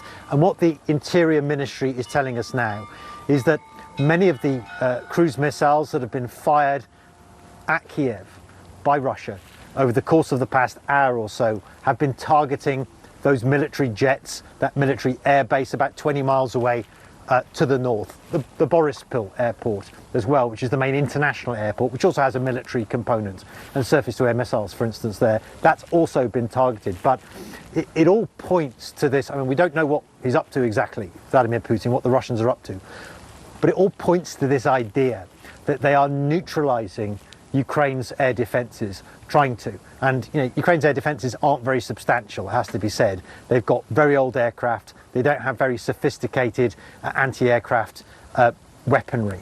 But what they have got, it seems, is now being taken out by these cruise missiles attacks. And we've counted, I think, 15, 16 volleys so far, each with multiple explosions in different parts of the city, to the east towards the international airport, to the south, and now, of course, I've just been explaining to the north as well. Now, why they would be taking out these air defences? Obviously, the first reason would be to, make sure that Russia has air superiority, that Ukraine can't launch surface-to-air missiles against Russian planes that may soon come in the sky, and also can't launch air assaults on ground forces, perhaps in Donbass, which I say is several hundreds of miles away, and which Vladimir Putin, the Russian president, says is the focus of his special military operation, as he calls it. It's not being called that by Ukrainian officials. They're calling this the start of a full-scale invasion, and there are concerns this morning as the sun starts to rise and the street lights have just gone off here in the Ukrainian capital. There are concerns this is just the start of something much, much bigger, a much broader invasion. It's been said by the United States in their intelligence assessments that have been passed on to Ukrainian officials that it's not just going to be airstrikes. It will also be the whole range of military tactics, cyber warfare, psychological warfare, possibly the deployment of ground forces as well. That might be one reason why these airstrips, these airports are being targeted. Why would they want to do that? Well, I mean, it's unclear. We're getting into the realms of speculation, but, I can tell you that what many people thought, what I thought, actually, was unthinkable just a couple of hours ago is now starting to unfold. And, you know, it's not just going to be me that thinks that. There are 2.8 million people in the Ukrainian capital, and I haven't spoken to any of them yet, but I can imagine how alarmed, how terrified they're going to be hearing these explosions, in some cases shaking them out of their beds this morning, Don. Matthew Chance, thank you very much. You can see the sun is coming up in Ukraine, where Matthew Chance is, and several of our reporters throughout the region in Ukraine, on the Ukrainian side and the Russian side of the border, deep into the evening here in the United States. And there it is. You see it on your screen, a full-scale invasion of Ukraine, according to the foreign minister in Ukraine, and also U.S. sources saying the U.S. assessment here is that the Russian invasion of Ukraine has begun. The worldwide resources of CNN will continue right after this break. Can you be free of hair breakage worries? We invited Maho to see for herself that Dove Breakage Remedy gives damaged hair the strength it needs. Even with repeated combing, hair treated with Dove shows 97% less breakage. Strong hair with Dove Breakage Remedy. #1 beauty brand not tested on animals. Angie's List is now Angie, and it's easier than ever to get your projects done right. With Angie, you can connect with top pros and see ratings and reviews. And when you book and pay through Angie, you're covered by our happiness guarantee. Check out Angie.com today. Angie, and done. NyQuil Severe gives you powerful relief for your worst cold and flu symptoms. On Sunday night and every night. NyQuil Severe, the nighttime sniffling, sneezing, coughing, aching, stuffy head, best sleep with a cold medicine.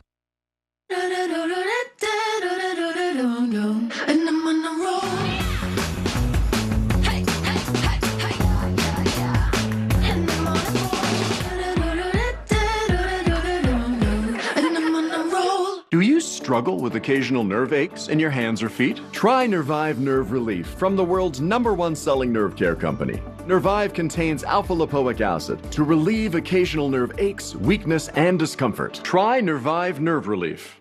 With the timeless protection of ADT, it's safe to say, you'll all sleep like a baby. that's perfect. Or it's safe to say, you're all set. It's even safe to say, we're here for you 24/7. with amazing employees like these, it's safe to say, nobody has more experience helping keep you safe than ADT.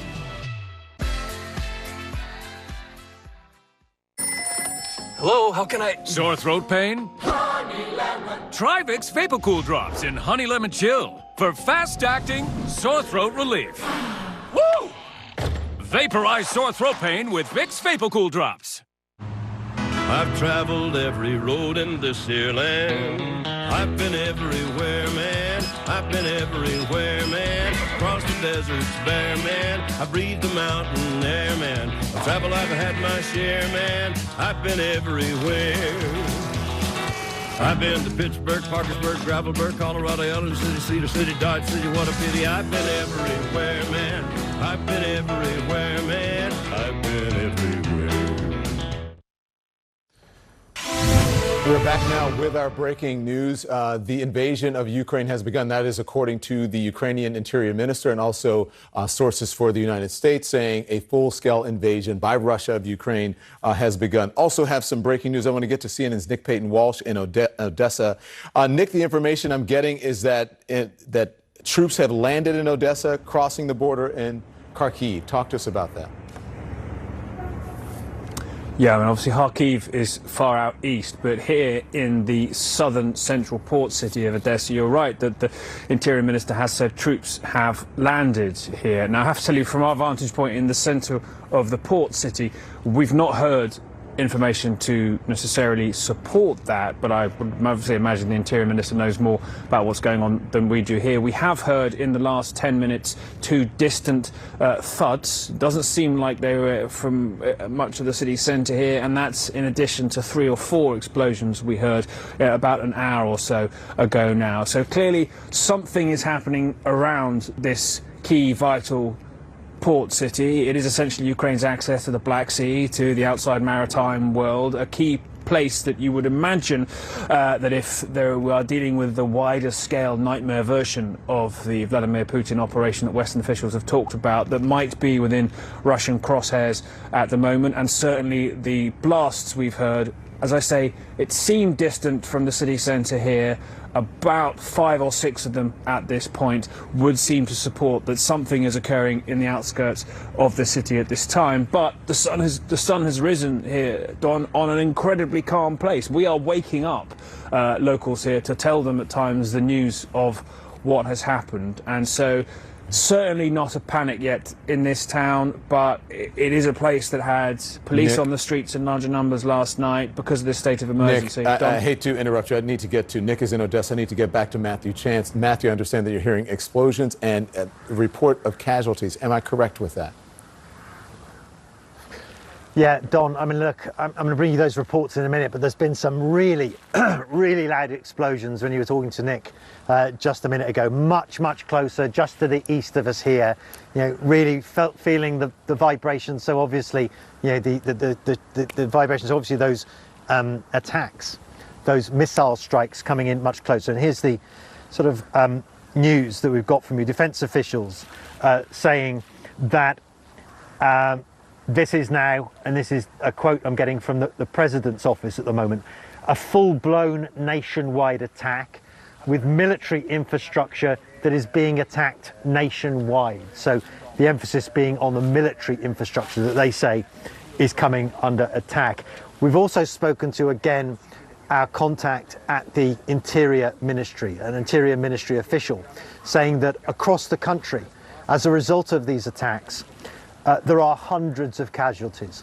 Now, we don't know how many of those people are dead, how many are injured, or whether that figure is accurate, but we do know that the Interior Ministry of Ukraine is putting the number of casualties so far in this nationwide assault, missile assault at this stage, for the most part, in the hundreds, which is, you know, I mean, incredibly alarming, obviously, if it's indeed accurate. But, you know, I can tell you, we've heard about 18, 19 salvos of cruise missile attacks in just this city, in the capital, Kiev, within the past hour or so, since we've been talking to you here on CNN.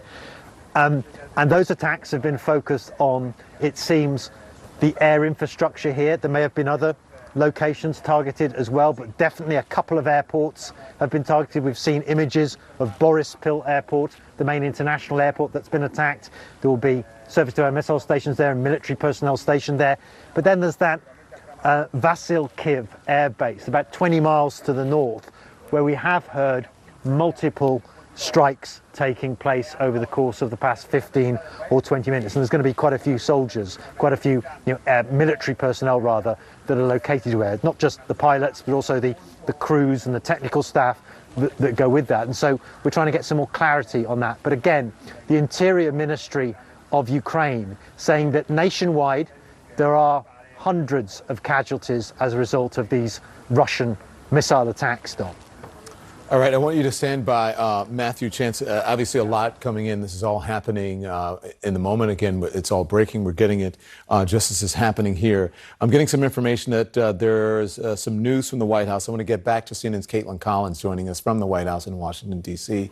Caitlin, the president speaking earlier, new information about the response to this invasion. What do you have? Yeah, we'll hear from President Biden in person tomorrow around noon, Dawn. That is what we were told by the White House. Remember, he's got that call with G7 leaders here at the White House in the meeting that was already scheduled in advance. It's a virtual call. Of course, the subject was what is happening in Ukraine. And now that things have changed, that is certainly going to be at the forefront. We are also told that tonight, President Biden is expected to speak with Ukrainian President Zelensky. Obviously, he is in Kyiv. He delivered that heartfelt plea just a few hours ago, speaking in Russian for most of it, making this direct appeal and trying to push back on a lot of the lies that have been spread by President Putin over the last several weeks. And so President Biden is expected to speak to President Zelensky. Of course, this is coming at a terrible time for the Ukrainian leader. In the middle of what Matthew Chance is reporting is what's happening in Kyiv. We should expect to get a White House readout afterward of what it was that was discussed between the two of them. And Don, remember, it was just a few weeks ago, or a few days ago, actually, that my colleague Natasha Bertrand and I reported that White House officials had discussions privately with the Ukrainian president about basically preparing a contingency plan if what is happening now was going to happen. If Russia was going to go in and attack Ukraine in the way that we are seeing happen right now, about President Zelensky potentially leaving Kyiv and maybe going to another city, one closer to the Polish border. Now, that doesn't mean that that is in any way something that President Zelensky is planning to do, but it does give you some insight into the way that White House officials have been approaching this and how they've been preparing for this and thinking about what the backup plan is going to be if something like what we are seeing right now is happening. And so, of course, we're waiting on this conversation between President Biden and President Zelensky to happen, and we will hear from President Biden tomorrow when he announces that full raft of sanctions that he has been promising would happen if Russia did what they are doing tonight. All right, Caitlin Collins, I want you to stand by, as well as the rest of our correspondents who are actually on the ground in Ukraine, also in Russia. That was Caitlin joining us from the White House. I want to get now to Senator Ben Cardin, who has been sitting by very patiently listening to all of this unfold. We appreciate your patience. He joins us this evening from Florida. So we heard from the Russian President Vladimir Putin, and then shortly thereafter, the explosions were heard and felt by our correspondents who were there on the ground. Shortly after, the President of the United States releasing a statement, and then the Ukrainian Foreign Ministry as well, Interior Ministry, I should say, releasing statements. Your assessment of what's going on in Ukraine? Well, Don, this march to war has been transparently exposed hour by hour. So what we're seeing is not a surprise, but it doesn't diminish the tragedy of the moment. What Mr. Putin has done, this unprovoked attack on Ukraine, the tragedies that will be on the casualties that we're going to see, this is just an unprovoked invasion of the sovereignty of a country. So we've seen it unfold. We know exactly what's happening. And Mr. Putin is continuing to use his propaganda and lies in order to justify this grab of territory. And there is no justification for it. And I can tell you there'll be strong bipartisan support in the United States Senate and Congress for the strongest possible reaction by the United States and our allies. I wonder what you make of this. This is just into CNN. According to our Caitlin Collins and our producer Kevin Liptak, President Biden and President Zelensky are currently speaking. That's according to a White House official. What's to be done at this moment for both men? We know the United States and our allies have provided the weapons and equipment to the Ukrainians to help defend themselves.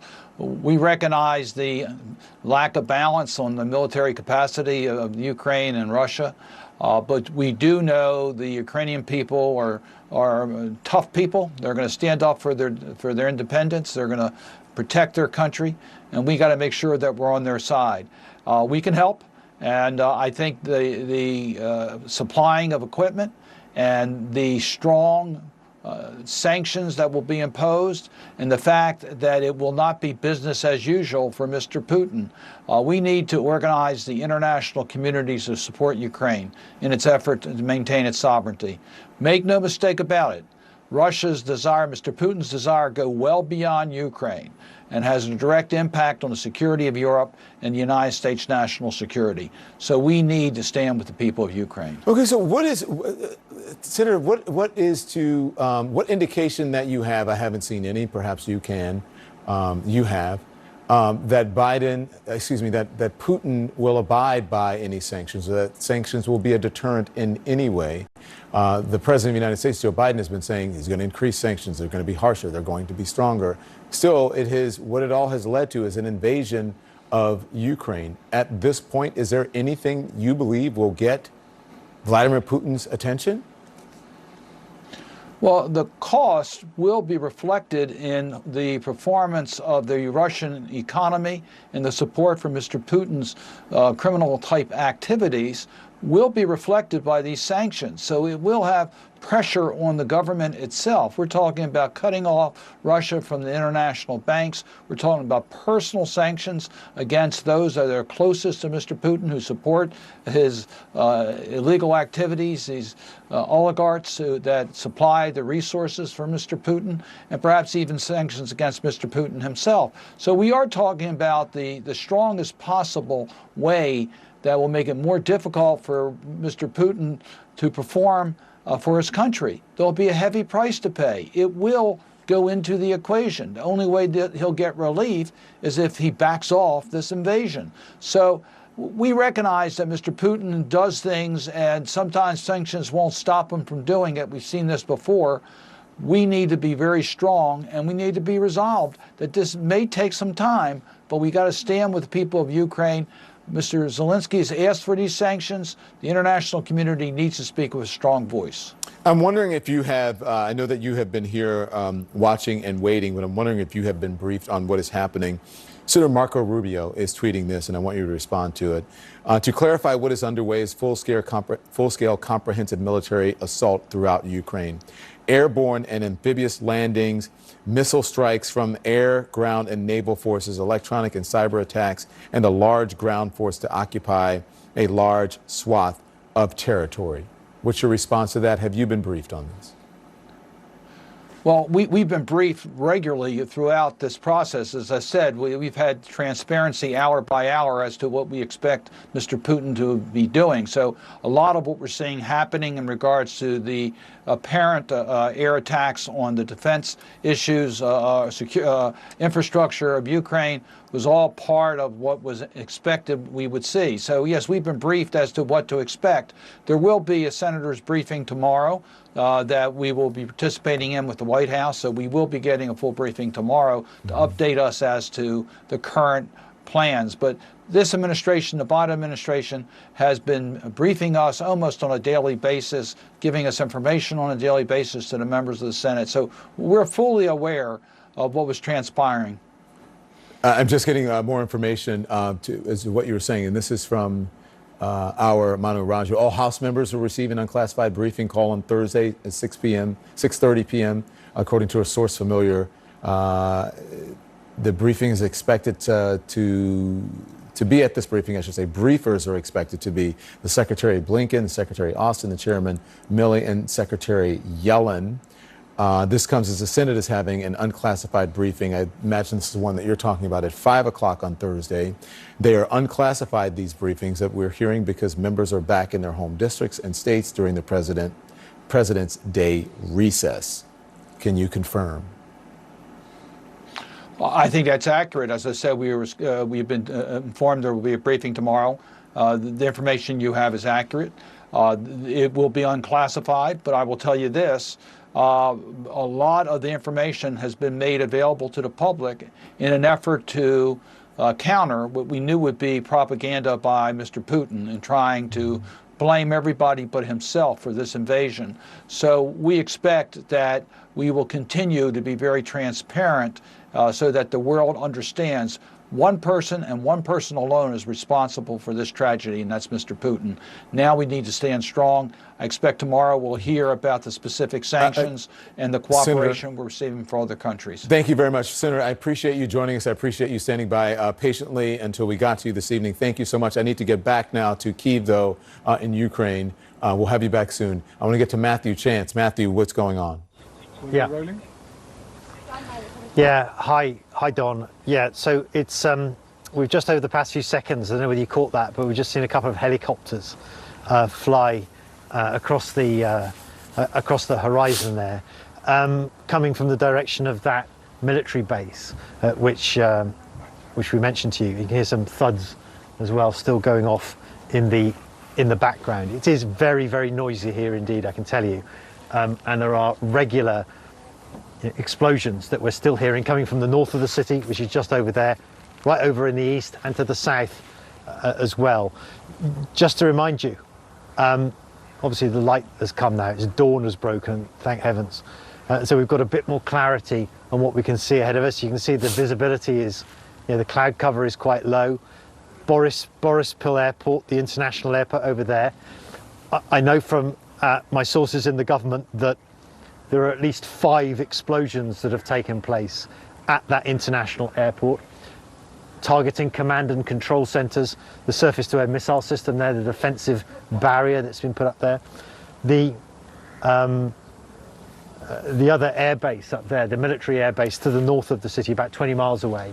That's also come under repeated attack, according to the Ukrainian Interior Ministry. It's a place where military fighter jets are located. Clearly, the intention seems to be to take out the air capability, the air defences of Ukraine, to make sure that the Russians have complete air supremacy in the skies over Ukraine, so they can conduct the operations that they say they're going to conduct in Donbass, if those operations are not already underway. Of course, we are hundreds of miles from that location right now, here in the centre of Ukraine. That's right over in the east of Ukraine. I can hear some aircraft, helicopters, I think, in the skies now as well, but I can't see anyone right now, any of them right now. But yeah, no. So the situation is obviously incredibly tense. We don't know what's going to follow. There's been an announcement come from the authorities in Kiev, the city, telling residents not to panic. The panic is the main enemy, they say now. Telling people to stay indoors, but get a bag packed in case they need to flee, which is quite ominous, obviously. Only people involved in critical infrastructure jobs are being advised to go to work to make sure that the city still runs. But the truth is, nobody really knows at this point what Russia is up to. I mentioned last time we spoke about the casualty figures. The Interior Ministry telling us that there were hundreds of casualties across the country in this nationwide campaign, as they described it, against the military infrastructure of Ukraine. We don't know whether that figure is accurate. It's just what they have told us. But obviously, if it is true, that's very alarming. We're doing our best to try and sort of get some more clarity on that figure. But clearly, with so many barrages of cruise missiles being launched just at Kiev, and of course it's happening in other places in the country as well. I want to get back to Clarissa. The expectation is that Matthew, there will be casualties. Clarissa, please go ahead. In all of this. Apparently, I must have lost Matthew. Clarissa, can you hear me? You're live. I can hear you. I can hear you, Don. Yes, go on. I don't know if you're able to hear that. We just had a steady stream of strikes, went on for about 30 seconds or so, but it was a very steady stream. It had been quieter for a few minutes before that, and we know we sent one of our colleagues over to the bomb shelter. There is a public bomb shelter here. It's about 200 yards away. That bomb shelter is now open, and there are police there. There's no sign yet that people have turned up at that shelter, but that might change, obviously, throughout the course of the day if we continue to hear steady streams of strikes like those, because we are just over 20 miles from the border with Russia, and we have seen through images on Maxar satellite images, but also from the reporting of our own Fred Pleitgen, who's just on the other side, that there is a massive buildup of Russian weaponry and Russian troops just over in that Belgorod area. Also, our Fred Pleitgen was reporting earlier that he was hearing a lot of outgoing artillery. We've certainly been hearing quite a bit of that landing around this city of Kharkiv. It's a city of 1.4 million people. I'm just getting a little bit more information here. This is coming from the mayor of Kharkiv. It says, "Dear citizens, please do not leave your homes today. Due to the complicated situation, schools, kindergartens, other institutions will not be operational today until the situation becomes clearer. Public transport will work as usual, and I will keep you informed of what is happening and the actions of city authorities throughout the day." This was published on his Facebook page about 10 minutes there, but you see a pretty sternly worded message there for the 1.4 million residents of Kharkiv. This is the second largest city in Ukraine. The mayor coming out and telling people, don't leave your homes, don't go to work, don't send your children to school. It's been a very busy few hours since this all started, Don, and there is no sign at this stage that it is letting up. And while it's one thing to be hearing strikes like that, missile strikes, one can assume, it is quite another thing to see ground forces crossing. We haven't seen that yet, but that is certainly what people in this city, so close to that border, Don, will be bracing themselves for. Clarissa, so you're saying it's sporadic? These strikes, as you say, sporadic, and then it is a barrage, and then it stops for a moment. That's exactly right. At 5 in the morning, just after Putin gave his speech, we heard a barrage, a series of barrages. Then it was quiet for a while. Then it was sporadic. We heard indirect fire coming from the north, which is that way. That is the direction of the Russian border. And then just as we were coming onto air with you, we heard another barrage. What we don't know is what the target is.